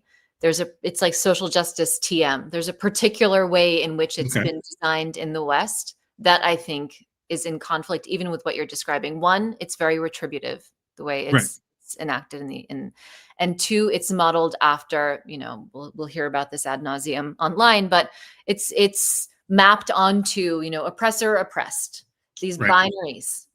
Correct. And it's mapped onto a single life paradigm with binaries, and you're born into like either oppressor or oppressed. It's very material in its analysis. So all of the frameworks within which that social justice TM is living. So I think what you're talking about is expanding out and reclaiming that definition and doing it in a different way. So that I don't think that's a different conversation. I think I'm speaking for you now, Sneha, but I think what you're referring to is the sort of trademarked version that exists in Western institutions. Yeah. So connected to identity is what you're saying, like, belonging to a group who's been oppressed. Yeah. These particular concepts of identity and like over-identifying with identity in that way. I guess I can give you an example, right? I think when people automatically see a white yoga teacher as an appropriator, I think. Oh, yeah. Yeah. And that now that because they have gotten certain yoga knowledge from brown people, they owe something to the brown people. Like, I think that I would disagree with, because I would see that as a Hindu as them taking on if I mean, obviously I would check to make sure that they're gone through, the Yeah. right, like the actual yoga training that is actually meaningful and authentic. But if they've taken that on as a teacher, I would consider them a steward, no matter what their skin color was. And they like so then it would be my response. If I wanted to learn yoga from them, it would be my responsibility then to also acknowledge their stewardship and honor that. Well, Yeah, that's interesting. I think that speaks to just generally how everything has just gone off the rails in terms of politics, right? Like the whole purpose of anti-discrimination was not to create discrimination. Yeah. It was so Right. that we're not actually discounting someone on the basis of an immutable trait. Which is interesting because I've talked to let's say quite a few white professors, practitioners, and a lot of times their response is I'm just totally generalizing here, but like, we're a guest in this tradition and we have to show certain respect and engagement there. But I've always been of the view, and that includes people like Jeffrey Long and Nicholas Sutton and a few other people, right? And I'm like, no, once you're in the tradition, you're in the tradition. You're not a guest. You're not moving in and out of this.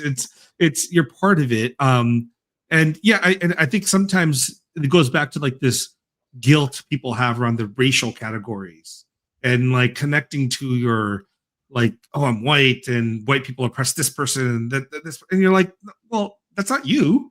No. It's such a weird, yeah. It's a weird, I mean, like the reality is we're living in multiple layers, right? Like someone might be very authentically on their Hindu path, on their Hindu journey. Yeah. And they might do something a little racialist to someone while they're doing it. That's also possible. It doesn't mean that the practice of Hinduism itself is some sort of, cultural appropriation. Right. But these dynamics are all coexisting at the same time. But, I think that this whole guilt at birth thing is not our circus and not our monkeys and has nothing to do with Hinduism. It has to do with a different religion. Right. So why do we want to take that on? But I think people have across the globe, right? You're seeing that pretty play out in even in caste politics and this and that, and yeah, and it feels a little contrived, but yeah, it feels contrived. It's exhausting. I remember my first year of my doctoral program, there were some students in my cohort who were just so baked into this that like before they even got to the thing they wanted to say, it was like reading the entire like parampara of apologetics before they could even get to the thing that they wanted to say. Parampara of apologetics. I'm going to use that one from now on. Right? Like, you should TM that. It's just exhausting. Like as of this, as of that, as of this, as of that, and I was like, just say the thing. Just say your idea. Say your idea and let's take it from there. Right. I think there's some kind of weird assumption that everybody in a certain and increasingly narrow category has the same experiences. So as a woman, as a cis woman, as a whatever other categories you can give me, I must have the same experience, and I can speak now for every other person in that category, but that category is increasingly narrower and narrower. And it just doesn't sit well with, I think, the Hindu framework. It just doesn't work. I mean, there is no one in the world who is closer to me in life down to genetics than my sister. And we are completely different people with different experiences in the world. Right? But you're brown. As like cis straight women who grew up in the 70s and 80s, it's ridiculous. The whole thing is I don't know. I think it's in many ways social justice has become the religion of, not the first person to say this, of the overeducated left elite. Right. Because the academy rejects religion. This has come to take its place as a compass of morality and righteousness. And it is shallow and incomplete and lacks the depth of an actual tradition. Right.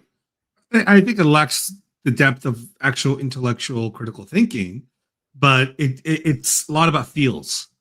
And I think that's where it sits. Like you look around, you see history, you connect things to history, I think causally when they're probably correlationally connected, and then you put that entire onus of of that on your shoulders, like you're the center of the universe and you have to respond for everything that happened behind you. And I'm like, yeah, I mean, it's just it's so limited and it's so yeah, selectively compassionate that it ends up being incredibly cruel. right. Like inevitably So ends up becoming incredibly cruel, right? Like I this is such a strong memory I'm just going to trauma dump on you now for a few minutes. So of apologetics. Let's go. yeah. So when I graduated from my doctoral program, we were still in lockdown. So my department held our graduation ceremony on Zoom, and there were about 15 of us that were graduating, Mm-hmm. and we had a 2-hour Zoom call, and family members were invited, and they said, please hold all the comments and everything. You know, they had like each of our dissertation sponsors had a little thing to say about each of us, and then family members could clap and they'd move on to the next one. Now bear in mind, my last name is Viswanathan, so I always come at the end of everything my entire life. Yeah. And so what ends up happening, right? The people in charge are white professors. There are African-American students in my cohort that are graduating. When it comes time for their names to be called, their families go on, and they're basically having a family reunion to the point where by the time we get to Viswanathan, my family has no opportunity to even unmute and congratulate me, right? Yeah. And it's because the white professors feel white guilt and don't want to interrupt. Meanwhile, you know, my father grew up without shoes.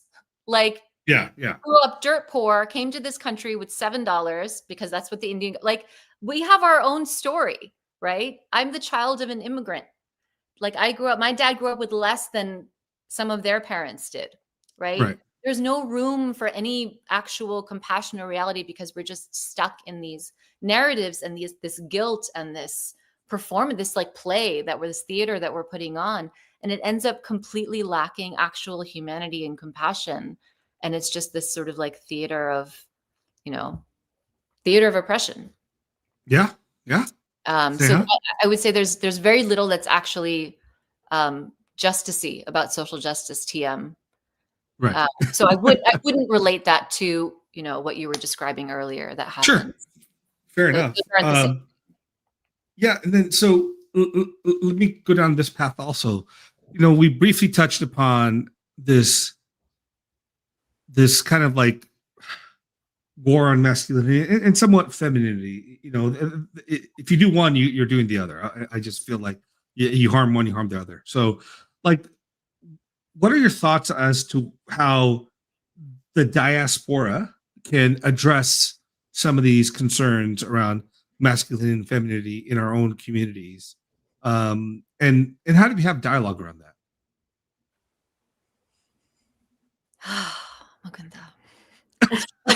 Sorry. It's a very big topic. It's a big question. Yeah, I mean, that's part of the symphony, right? It is the symphony. I think, I found it very interesting to be in the larger Hindu American space. Growing up, I grew up around, my dad worked for IBM. I grew up around IBM scientists. Both, dads and moms were all worked at the lab at Watson. And on weekends when we got together, there was no gender discrimination at all. It's not, the women were not in one room cooking and the men sitting around discussing important things. Everyone was engaged with everyone else. I didn't experience anything related to that. And so I didn't understand when people would say, oh, like Indian society is misogynist. I'm like, what are you talking about? Like, that's not true. That's not my experience. Right. Yeah. And then I grew up and I looked around outside of my own particular experience and I was like, yeah, actually, they're leaving the women at home to raise the children and take care of all the details so they can sit around at these conferences and talk about the future of the community. And that's what's going on. And every so often they're like, oh, that we need a lady. Let's call an Indu or let's call a Suhag or let's call a whoever as a token. Right. That is still going on today. Yeah. Yeah. That's this podcast. Sorry, just kidding. It is. No, Mukunda, it is 100%. Yeah. It is. Yeah. It is. We have a term for it amongst us Hindu women. I don't know if you're ready for it. We call y'all second gen Hindudes. I've heard that before somewhere. Yeah, me. Probably me. It's just the same thing, but with an American accent. Really. Fair enough. Yeah. It really is. And so first of all, just we're pretty awesome. Include us more. We'd love to Yeah. participate, circulate our ideas more. Like, why was our piece sitting there for 2 months, and it took something written by a man that triggered a conversation for you to invite us on this podcast? Well, fair. I mean, two things. I did reach out to you earlier, and we couldn't get timing. We did. Number two, it was just the fact that these guys were blowing up and it was happening real time. So I think those are the two major things that in my head. So those are my excuses. Okay. But that being said, I deeply appreciate you calling them excuses, because that's what that is. Yeah. And but that being said, I've also invited you to like other diasporic conversations. You have yeah. 5 guys and me.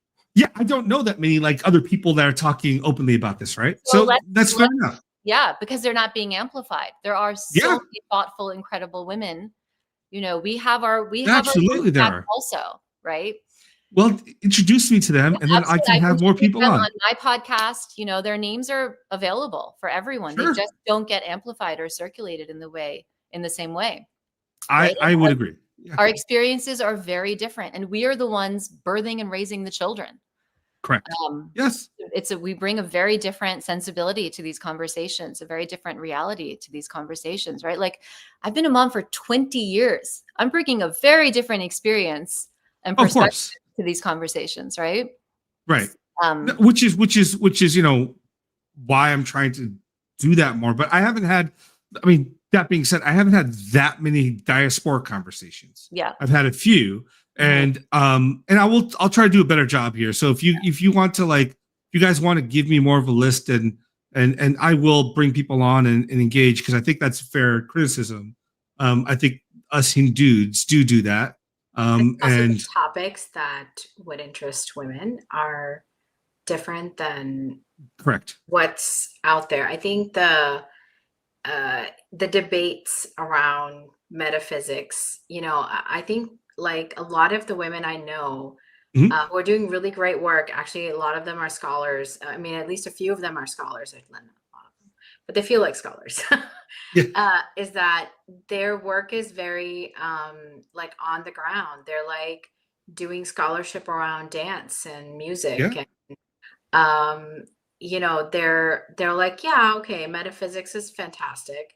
But you know, we're going to get there one way or another, and we'll figure it out when we get there, right? So there's a different, I think, emphasis and attitude for women around Hinduism than I feel like some of the men, maybe not all. But I think there's also like an attraction to like there's more like practical concerns around how do I, you know, teach this to my kid, because most of the education is being done between mom and children right now. Absolutely. So those are topics that actually are much more, it would interest women, and they are developing scholarships around it. Like, how are you supporting, you know, kids who are emerging as dancers? Like that, those are the sorts of things that I see female scholars working, especially like in my generation. So it's not just that. I think there's like the Sri Yantra, right? Indu, you always talk about this. The Sri Yantra, it points down, and there should be like a recognition of that. And the up and down is both important. Yeah. Right. And so, I mean, I'll say this, right? You know, like on this point, and is men and women in some sense have different desires and interests, right? And my desires and my interests tend to be more of the metaphysical, philosophy, and just like more academic in that sense, right? And so, you know, again, I'll apologize for not including you guys more and not bringing the female perspective more. And that's also, I mean, my own issues on that, right? I'm not that, you know, with the time I have, I tend to focus on the things that are interesting to me, not because I don't know that yet. And there are studies on like women scholars I actually really love, but not like necessarily the stuff you're talking about, Sneha.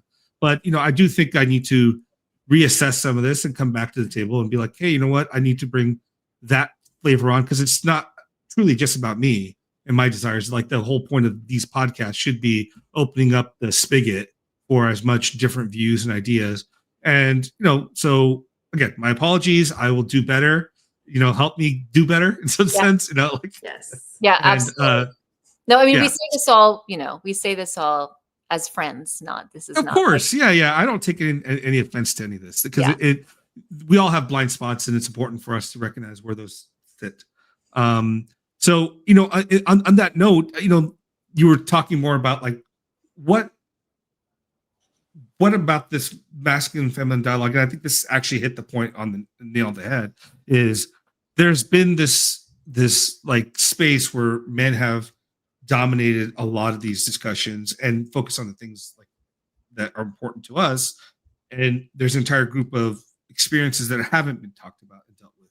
And so because it's not happening, and even I think sometimes when women come onto these male spaces, it's different than you would amongst other women and talking about your experiences in those worlds, right? So how can we do this better to understand Hindu masculinity, Hindu femininity, and to get to a place where it's not like 70-30, but more closer to 50-50 or whatever number we want to get to? Well, a few things. One, we're talking about we're interchanging masculine and feminine with men and women, but they're not the same thing, right? Yeah, fair. Yeah. So one is that Yeah. we all have that inside of us in different Sure. ratios or different percentages. I think expanding, like when we're talking about something like the future or the community or things that are really grounded in society, I think really thinking about, well, what are all the components of society, right? We all need each other. So really, really acknowledging that we all need each other to be like, we're like Voltroning this whole thing, right? We all have a role to play in this, in so many different roles, across generations. Like grandparents have an important role. So it's not just gender. We're talking about generationally. We're talking about different roles we play in society, whether they're leaders, spiritual leaders, political leaders, educators. So I would say expanding, and then who are the people, what are the different types of leadership that women bring to a space versus, so, you even use the word academic to, you clubbed academic with things that are more theoretical, but there's an entire part of academia that is very ground facing and community facing. Those happen to be more feminized fields, and those happen to get less respect than the spaces that are considered more masculine, right? So even in that, right, I'm an academic. I study education, which is very much field-based and people-oriented and community-oriented, right? So I think thinking about roles we play in society and the different types of things that we each can contribute to those things. I know that now I'm starting to sound esoteric myself. Just having more conversations, reading beyond the things that sound familiar to us, reading things and participating in conversations that might be, maybe we think they're boring, but maybe eventually they're actually interesting and eye-opening and emerge something in you that you didn't realize was there as a possibility. I think there's a very, maybe too simplified solution. I think men just need to do more seva. I genuinely think that, because I see in the temple spaces, and we have 3 or 4 of them, most of the volunteers are like women, and men, except for art of living. So that's a major exception. But I would say the temple spaces are very female dominated in the seva side. I would love to see men get involved in organizing events, or just like, work, like serving in the kitchen, whatever it is. I think that is, because then you'll see the side which, okay, I need to solve a problem because I don't have enough rice right now, and I need to call like 5 friends and get the rice. Like that's the kind of things that we solve, right? And so I think when that understanding is there, and we can't always get into like arguments around things. There's just we build communities differently, and we build consensus differently, and we have a different way, maybe not different, but like we have our skills are developed for that understanding. Like sometime I'm just going to have this crisis and I'm going to need this person because they are good at that thing. So there's a lot of accommodating. So I think if men are more involved in that, if Parvati can bring Shiva to the volunteer group, the Seva, I think that would go a long way. Yes. I mean, what I'm hearing from Sneha very clearly is we all need to get offline and get onto the ground and do stuff. And I think that will shift things. Yes, I think, Yeah. and I think also it will heal a lot of that first gen, second gen tension that exists, because if people show up consistently in any space, people will be open to listening. Yeah. Yeah, I mean, I think those are all good points, and I think a great way to solve some of this tension, right? Because I think you're right, when especially in temples, when you look at it, like the men will focus on doing the admin kind of stuff, while the operation, the real operation that's happening on the ground, I mean, it's done by women. And again, I feel weird by saying it's a real operation. They're both operations; they're just different, right? And if you're not in those spheres, it's difficult to understand what's playing out there. And a part of this, I think is like, it goes back to, again, is it's cultural too, right? And especially, I don't know if you guys see this in your art of living, maybe because it's more culturally diverse. You don't see these roles play out exactly the same way as you would in maybe a temple that is much more tuned into like Indian culture, the way we've done it for a couple generations. I mean, you definitely can see it. You just, people are going to people, and communities are, sub communities are going to autocorrect to their habits, but you also see people calling it out or calling people into the conversation and raising awareness about it. So I think it's also just humility and like raising awareness. Yeah. Because, I think we just had one of these moments where in a space of community and friendship, you can shine a light on a pattern of something, and that shifts things, right? Sure. So I think, what I will say is the way to do this, and what Sneha described through example, is rather than sitting around trying to be an influencer pontificating on your own or on one's own, go out into the community, go out into the world and try to build something with people, and opportunities and solutions to problems will emerge, because, that's how you innovate. It doesn't happen in our heads. Right. Here's a quick comment. I think people will like that. Oh, that it all comes from love. I was honest because there's a lot of love here. That's why. No, honesty is important, and I think that's like, again, one of the Hindu ideas, right? You gotta be able to be honest and take those things in. And that being said, I'm also having Suhagang next week to discuss something similar. And that wasn't, by the way, impelled by this. It was happened well before.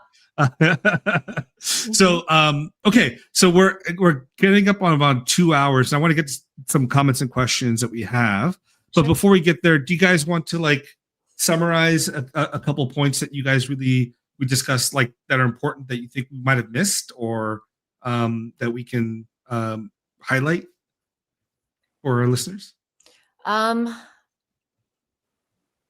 I think we said a lot. I don't know that we did. anything more to say. I will say one thing is that we need to recognize our pedagogy more. We need to have more recognition for the gurus who are doing good work, and also like recognition that we as individuals, because we're kind of like, getting caught up in all the reality, our need guidance, and also we are susceptible to misinterpretation of text and all that. So it's really important for us to, even if they're not your guru, just to have like general respect for gurus and interpretations that come from them. Right. And I think, but this is also where, where do we as a community sit with, in Christian, you have prosperity gospels, these people that take advantage of others. That also happens within the Hindu community too. Where do those lines sit, right? Like, do we call out other things that we saw, bad actions? Or do we just let people's gurus be their gurus? I think, I mean, obviously, if there's somebody who is, doing something really wrong, like sexual harassment or Right. assault, that's we can recognize that as that person's actually not a guru, right? Right. Because the guru should embody yogic qualities, and should not have like that lust for, somebody who doesn't want to be with them. So I think we can recognize that. But also, I think what happens in this discourse is that every guru is like now seen as a problem. So I've come across this, and I've told people, hey, my guru hasn't had any of these issues. And they're like, no, I don't believe in gurus because they do this. And I think it needs to be recognized that not every guru is doing that. And I understand some of the ones who have come to the West have been particularly susceptible to it. But as we've done a whole talk about this for the Hinduphobia conference, it's the underlying issues that people don't have discernment around who's actually a guru and who isn't. So I think just developing, like asking questions, like there's so many great ways and tools, and it's been written about. There's the Guru Gita, there's all these Sure. texts out there that help you actually recognize a guru, and also discourses by other gurus who help you recognize a guru. I think it's important that we engage with that fully. Yeah. Yeah, absolutely. Indu, any Yeah, thoughts? I mean, we could go on about the guru. I mean, I think what I've noticed is actually a tendency to be so cynical about gurus that if a guru is even popular, that's seen as Yeah. a red flag. I mean, there's so little faith in our faith that people think that if a guru has attracted so many disciples, then there must be something off about that, as opposed to, well, maybe there's something really alluring or interesting for seekers. Right. So I think that's a real disservice. Yeah, I mean, I do think we got to look at ourselves before we look at others. That's the whole point of all of this. So taking Right. that time, being with ourselves, and also just in this space where there's so much noise, there's just so much noise. There's so much chaos. Sure. Everyone finding some time for silence in their day, to be with themselves, just to be in some, whether it's just 5 minutes, it doesn't matter. 5 minutes of silence. Just if everyone can find some silence, there's a lot of deep, deep wisdom inside of us. And it just can't come out if we're just constantly bombarding ourselves with all of this noise from the outside. Yeah, that's absolutely true. So let's get to a couple comments and questions before we close out. I know we hit like 2 hours, and I really appreciate your guys' time and the conversation. Okay, so we have some stuff from okay, Sean just says a comment. I'm really enjoying these conversations, and one of the time, Sean, you should have them on your show too. And you guys know Sean been there, right? Yeah. Thanks. Okay, excellent, good. We So know thank him as an online personality. okay. Oh no, Jonas I've met online. him in person. He's absolutely special. Yeah. Yeah, he's fantastic. Yeah, he's a great guy.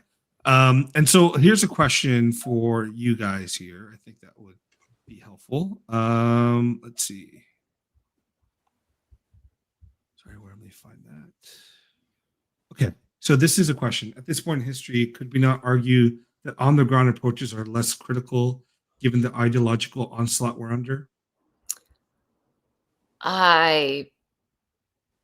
At this point in history, could we? I mean, first of all, you can argue anything you'd like. So just the framing of that.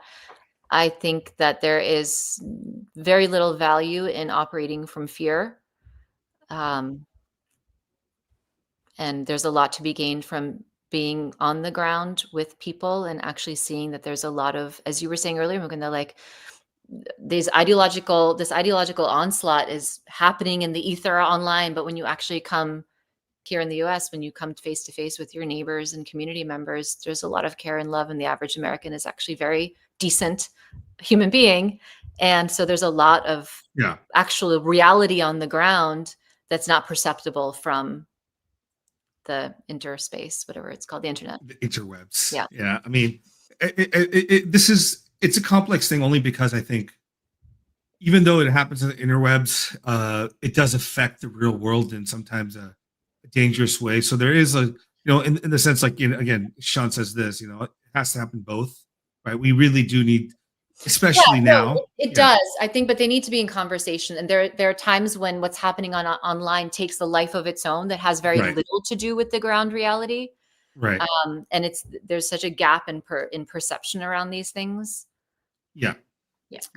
But certainly, absolutely, things that happen online can actually manifest in the world. Yeah, I actually think on the ground work that you do opens up spaces for conversation around, like, for example, this whole turning point saga that's been on and on and on. A lot of people wanted to ask questions, but they don't engage online because they're busy or whatever it is. Yeah. But because, like, I'm part of the community, they can come and ask me questions. So, and then I can point them to resources and be like, hey, half has this resource and they said this, you can check it out. So, or we have this organization called Understanding Hindu Phobia. Indu Viswanathan is the director.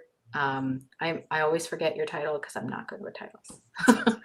But she's developed all this framework. I think it's helpful to be like in person as well as online because networks matter.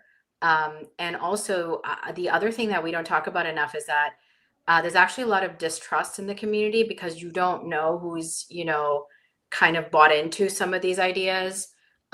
So people are not open about talking about things. So actually it helps to have an online space because then they can sort of like suss you out and go, okay, she's doing this work. I can approach her in person, but both of those relationships are really important.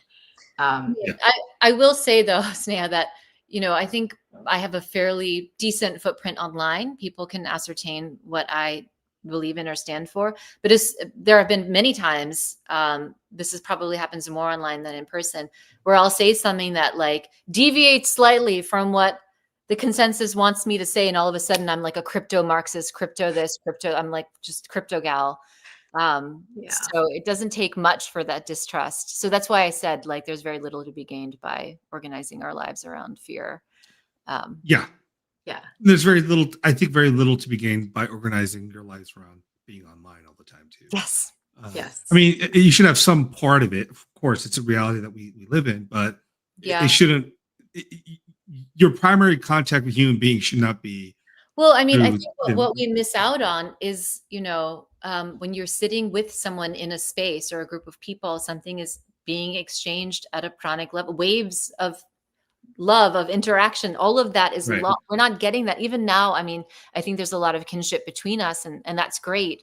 But imagine how this conversation would be if we were actually physically sitting in the same spape. Oh yeah, it'd be very different, right? And it's also could be very different because we're not on. I mean, we wouldn't be online. No, we're not like, in some sense, we do have our public personas and the way we would approach conversation might be a little different. Yeah. With eyes on you versus eyes not, right? That's always going to play out. Yeah. Okay. Next question here.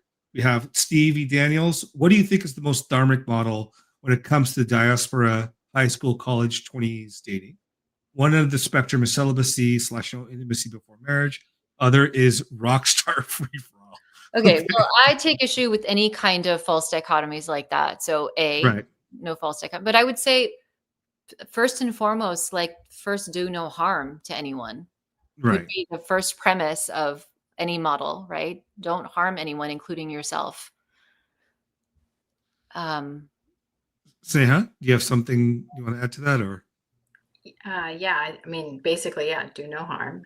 People have free will and they can engage how they want. I think it's okay. Having given it a second thought, I think it's really based on your practice, right? So be engaged in practice, and then there's going to be some limitations you need to take on and other limitations you don't need, and decide on that and go from there.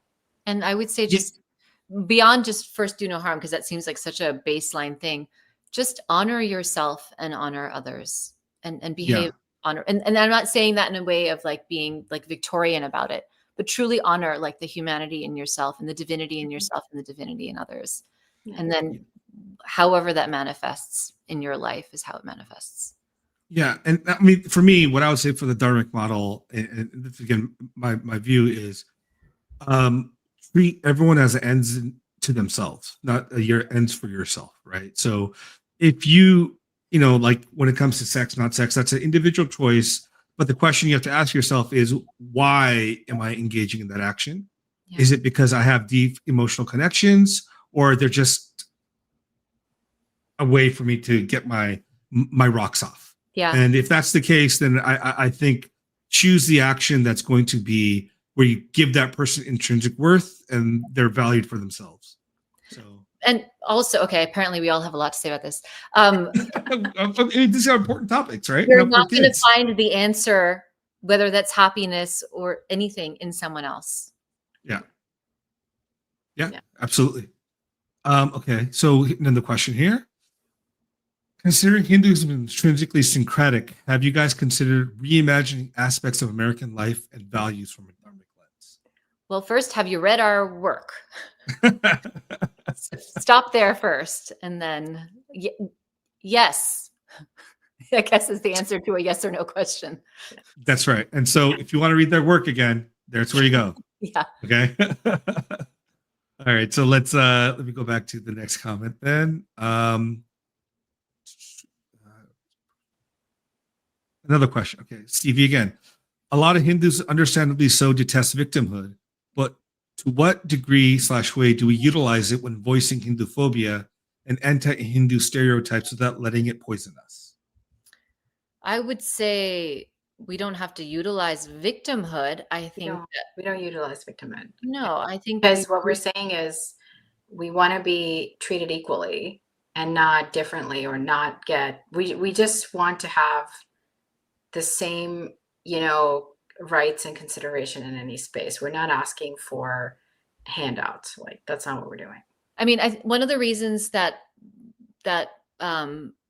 we created a definition of Hindu phobia is because it articulates very clearly how we're defining it, as opposed to just like a feeling you have inside, because it takes it from outside, whatever you might be experiencing, into something that's like operationalized and identifiable. So you can just point to that thing and say, hey, that thing is happening right now, and that's not okay, as opposed to like, you offended me, or I feel whatever by it. That's what I would say. Yeah, I mean, I think I would agree with Indu and Sneha here. It's like, I think really the thing is, can you just not treat us the same way you treat yourselves at the end of the day? And if you don't, then it's not us being a victim. It's just calling you out in some sense, being like, yeah, pick up that standard, that bar that we've set.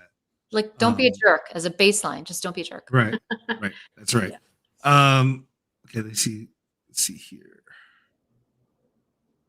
Okay, so this is a comment. For a lot of Gen Z, most of their interactions and communications is very online. It's why the meme touch grass became a thing, because not enough people are doing that. And I think that just touches upon. Go ahead. Yeah, I mean, yes, and they are going to, we're not in lockdown. They are going to school and work. So I would say it's hybrid. It's probably much more online than it was for us who grew up in the 1900s. But yeah, there's both. Yeah, of course there is very online. I think honestly, this is where there's a lot of room for self-discipline and spiritual discipline, and having a practice of wanting to be connected with oneself and the world offline. It has to be very intentional. You have to carve that out and want that for yourself. Yeah. I see the Gen Zs in India. There was like some story about creating like bhajan clubs. I think that there's a lot of desire for Gen Z folks that I see to get out and meet people. And there's like all these apps that are coming now up to do that. But the beautiful thing about Hinduism is that the Sangha aspect is built in if you're a practitioner. So I think if you go to any of the, guru-led traditions, including art of living or a temple, you'll find that sangha that where you can meet people in person. I think, and of course you can continue like over WhatsApp or whatever, but I think this is a opportunity, not a problem. Yeah. Right. I mean, and apart from that, like we live in the United States, it has like some of the most beautiful parks and places to just go out and be in nature in the world. Yes. So create a little group and go on your hikes. And I think there are groups of young Meetup groups, yeah. Hindus around the world who do like runs and hikes together. I think that's incredible. And it's very, That's right. it matches very much like the Hindu aesthetic to do something like that. Yeah, that's absolutely true. Okay, I think that's most of the questions. We have comments, but some of these comments are not necessarily going to be relevant. Or we passed the time to have it up. Well, I want to thank you both for joining me. Or actually, there's another one. There we go. Will the journey of identity detachment further the erasure of Hindu social political representation? Isn't it a prereq for social political presence externalization? Okay, again, assumption in here is that we must detach from identity. I think the idea is we should not over-identify with identity, but understand where identity is useful and necessary, right? Identity keeps us alive, and there's a purpose to it, but we have to use identity, not have it use us. So I would say, yeah, we're not trying to not have an identity at all or not have an ego. We need it, but not be completely consumed by it. Yeah. I would agree. We have to, in order to work in the world, you got to have an ego. Yep. Okay. Yeah. Sorry, and people stay alive and not get like run over by a bus. Right. You can't walk around and be like, I'm one with the tree. Yeah, like you're not actually a wave function. You are actually in a human. Yeah, that's right. All right. Here's another question. All right. A lot of people in the art spaces are spiritual practitioners, but a lot are approaching this as a cultural practice and might buy into the identitarian politics. How do you deal with such interactions? Good question. Yeah, that's a really great observation. I've observed that too. A lot of parents also, because they're not they don't fully understand it, they come at it as, oh, this is something you're going to do because you're Indian, or this is something you're going to do because you're Hindu. I think, that's why I created Pranava Arts, because I wanted to create a space for education, that there is a deeper spiritual aspect. And, when I've spoken to people about it, it's kind of like they know it, but it like, oh yeah, okay, that's actually why I want to do it. You're right. So they don't know that they're attracted to something because of the spiritual aspect, and they don't have the language. They use the culture as a way to like speak to something that they want, but they don't have like the education or the words to say it. So just sort of navigating that and being like, yeah, hey, like this is a great spiritual practice, and it helps. What I've done in my conversations is I've said, yeah, I get involved in these arts, and I have my child involved in these arts because I'm really happy for her to be embedded in that sadhana, that spiritual practice, and I feel it'll be good for her spiritual progress. So, and then when I say that to people, and they're like, oh, tell me more about that. And then and there'll be like people who go to like Bharatanatyam class with her. There'll be parents who go to send their kids to Carnatic music class with her. So it's really interesting that people don't quite realize it, but when you say that, they have an aha moment. So it's good to make that connection for them. What Sneha's describing is kind of what I think we've all been doing all along, which is just creating permission structures for people to actually think about these things this way, like normalizing talking about these things in this way that may have been obscured otherwise. Yeah, that's true. I think a lot of Hindus are afraid to actually say that they're spiritual. Or they're not taught it that way from their parents or something. I don't know, but yeah. Why would you think that would be the case, right? Is it easier to say I'm spiritual, not religious? Well, so there's that thing, right? Where people are accused of being spiritual but not religious as a way of secularizing or moving away from Hindu identity, right? So there could be that. But I just published a piece that's called My Spiritual Life, right? Right. And even then on Twitter, I'm like accused of it being nonsense because I didn't do all the things that some person sitting in some second tier city in India wanted me to do.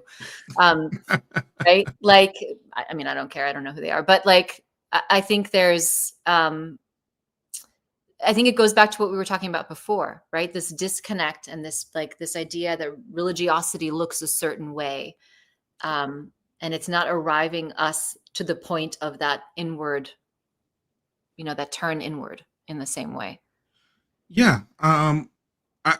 Yeah. So I would agree with you. Like, I mean, I read your piece on your spiritual life. And again, it's not like you're not saying juxtaposing your religious versus spiritual thing. I mean, you're going into your spiritual religious practice. Yeah. Right. And I think it's what that looks like for each person is going to be very different. Right. Yeah. Absolutely. Like, again, the Shastras would be like, yeah, if you can't do this, do this. If you can't do this, do this. There's a whole list of things that you should be able to do, right? And the last thing is just Hari Smarana, or thinking of the name of God, right? It's just simple. And that meditation, dhyana, whatever you want to do, there are all these paths. And I think it's weird for people to tell you need to do X, Y, Z to be this. And they're like, no, you don't. Yeah. It's I spoke with a young woman once. She called me in distress. She deeply connects to the metaphysics of Hinduism and feels very spiritually connected through Bharatanatyam. But an uncle told her that because she hasn't memorized the Bhagavad Gita, that she's not really Hindu. Yeah. And I was like, well, what are the qualifications of this uncle to tell you this thing? Like, yeah, he's an uncle. He's an uncle. He's a Hindu like me. Yeah, I guess that's. I mean, I think that there is a contemporary American-born version of that's going on, and we need to check it. There is, and here's the thing: is there definitely is that element, and I do think the practice for the purposes of one's own spiritual development is whatever's going to work for you, right? Ultimately, but and this is the only but I'll bring to the table is I do think sometimes we have to also be like Shastras matter too, right? Yeah. We have to be able to engage with our textual tradition, so. I do think sometimes there's tends to be a focus that might flip on the other side that says, no, all that matters is the practice, the spiritual experience. True, absolutely true. But both these things, like the online real world kind of conversation, they're kind of intertwined together, right? We have to just do away with this binary thinking. That's not how we're designed. No, right? No. That's a Western problem. That's not our circus. Those aren't our monkeys. Right. Oh, it looks like we have more questions than this. Oh my gosh, we're just so interesting. Okay, so here's a question. It's not on topic, but this is I've heard this before. I don't know how true this is, but a talking point I've heard is some dance circles as Brahmins appropriated Sadhanartam dance from Isai Velars and marginalized the hereditary Isai Velars. Take it away, Sneha. I know you've go for it. Yeah. Om Namah Shivaya. Yeah. Mm-hmm. Okay, so first of all, we have to recognize that there was marginalization of Devdasis in the tradition. But actually, the people who were engaged in that were part of the reform movement. They were Brahmins on an identity base, but they were actually going against the actual temple Brahmins and stuff. And the temple Brahmins, at least from what my family's told me, is that they were defended the Devdasis and having their tradition, but eventually it was made illegal, which meant that the Devdasis could not practice. And so at that point, it was a good thing for at least the knowledge system to exist. And so there was a transfer of knowledge to Brahmin women. There's still Devdasi women who continued that tradition. You can see that in the Kuchipudi village in Telangana, or is it Andhra Pradesh?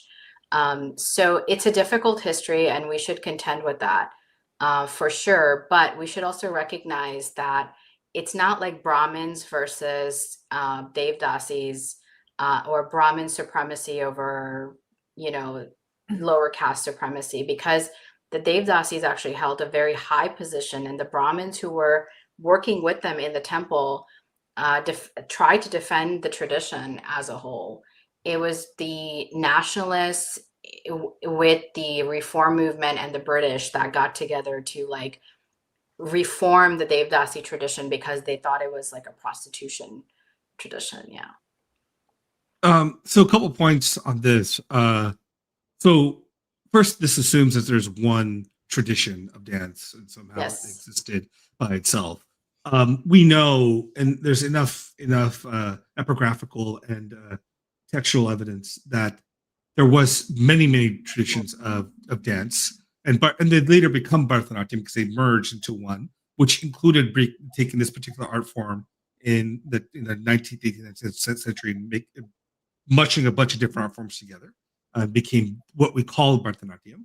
But there were various streams, and they're all like in conversation with each other, and they were in engagement with each other. So yes, in this particular community, Sadharatam belonged to them, but there was a parallel tradition that other communities have, including Brahmins and non-Brahmins. And Brahmins were engaged as gurus yeah. and shishas in similar Right. art forms in that region, in Tamil Nadu as well as Correct. Andhra Pradesh area. And then you also have other histories, other like Odissi dance, for example, was defended by men because they were engaged in dance, and they were not necessarily Brahmins. So they were temple dancers, and they defended that tradition. So every dance tradition and every music tradition had to contend with the fact that they made the Devdasi tradition illegal, or the temple dancing tradition illegal in India.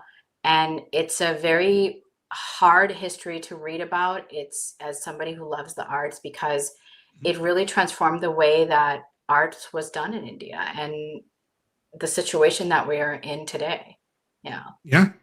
And remember, the other thing to think about, this idea of classical arts is also relatively new category of art. Art was just art, in historically speaking, whether Natya Shastra was a theory of art, and then various streams connected and came out of that. But we don't need to get too much into that. I think this is we'll leave that there. Okay, so let's go to, there's two more questions, and I know we'll close out. So Sammy, what's up? Says amazing panel today. Thanks, Sammy. Stevie has another question. Is there a space for Hindus/Hinduism in the left for justice ecosystem, or do other progressive organizations have a monopoly? Is this space more diverse than we think, or is it anti-Hindunist entrenched? I would say the far left is, like any far thing, is a pretty small tent. But as we get less far and more near, the tent enlarges, and there's definitely room. Absolutely.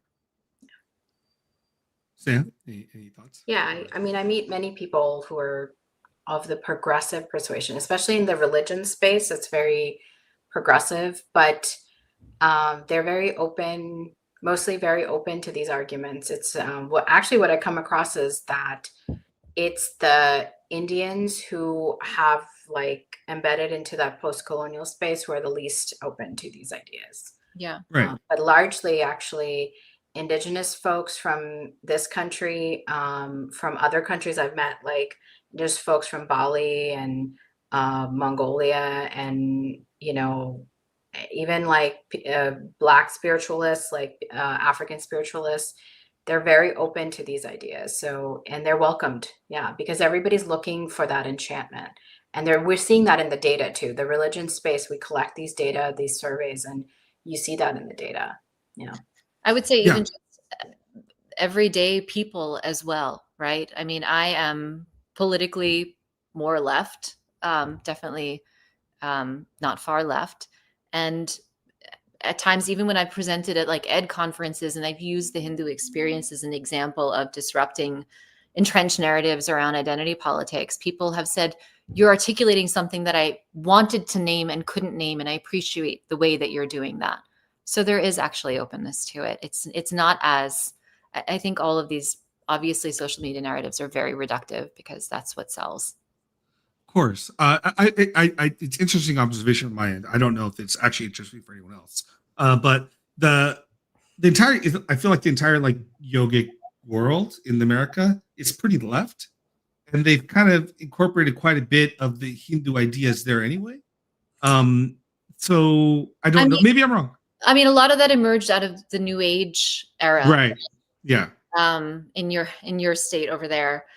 Yeah, in my state, that's right. And which just sort of like skims the top off of a lot of Eastern philosophies and indigenous traditions and mushes it together in like the smorgasbord of like feel good, whatever. So I think it's the appearance of it. And then sometimes there's some depth of it.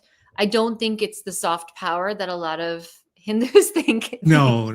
I think that's pretty naive to think that way. There's something there. I think what there is an opportunity to actually engage in understanding of Hindu dharma through yoga concepts like yama and niyama to help people understand Hinduism in a very different way than they've encountered it before. So I think there's an opportunity there to bring that depth in through things that are understood, because yama niyama is like pretty well understood in the yoga world in the West. And I think that's an easy way to actually get to concepts that pertain to democracy and morality and civic participation, all these things that matter in American life, but through an authentically Hindu framework. Yeah, absolutely. Anything else here? Let me check. No. Well, I mean, there's maybe this is a comment I just want to show then. Okay, issue is you have South Asian left scaring people off from listening to us by making. Maybe, but also like cultivate your presence, be a decent human being, build relationships with people, and you should be able to talk to anyone. Yeah, fair enough. True. All right, Indu, Sneha, any last words before we close this out? Thank you again. This has been long, 2.5 hours. We've, thank you for the marathon. Yes. Yeah. I would say like what I said earlier, which is just turn inward. Like that's the purpose of all of this, is we want to be good people in the world. That's the point of all of it. Right. We want to, I don't know. Do some nishkama karma. Yes. Yeah, that's right. That's right. Yeah. Okay. And don't be afraid to ask questions, and reach out if you have a question that you feel like you would be shamed for asking in public. And let's elevate that. Let's expand the space of asking questions and making it okay. And once again, everybody, you can subscribe to their Substack, the Turtle Magazine. They have 3 articles up there now, and I think you'll be getting more very, very soon. So again, Sneha and Indu, thank you so much. Let's do this again. Yeah. And I really appreciate your time and your conversation.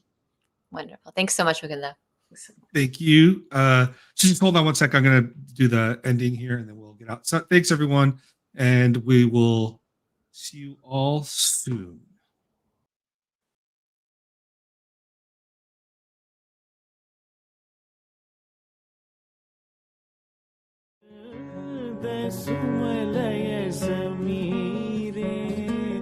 पावन मुनि जन यमुना तीरे पावन मुनि जन यमुना तीरे गायती वनमाली गायती वनमाली मधुरम गायती वनमाली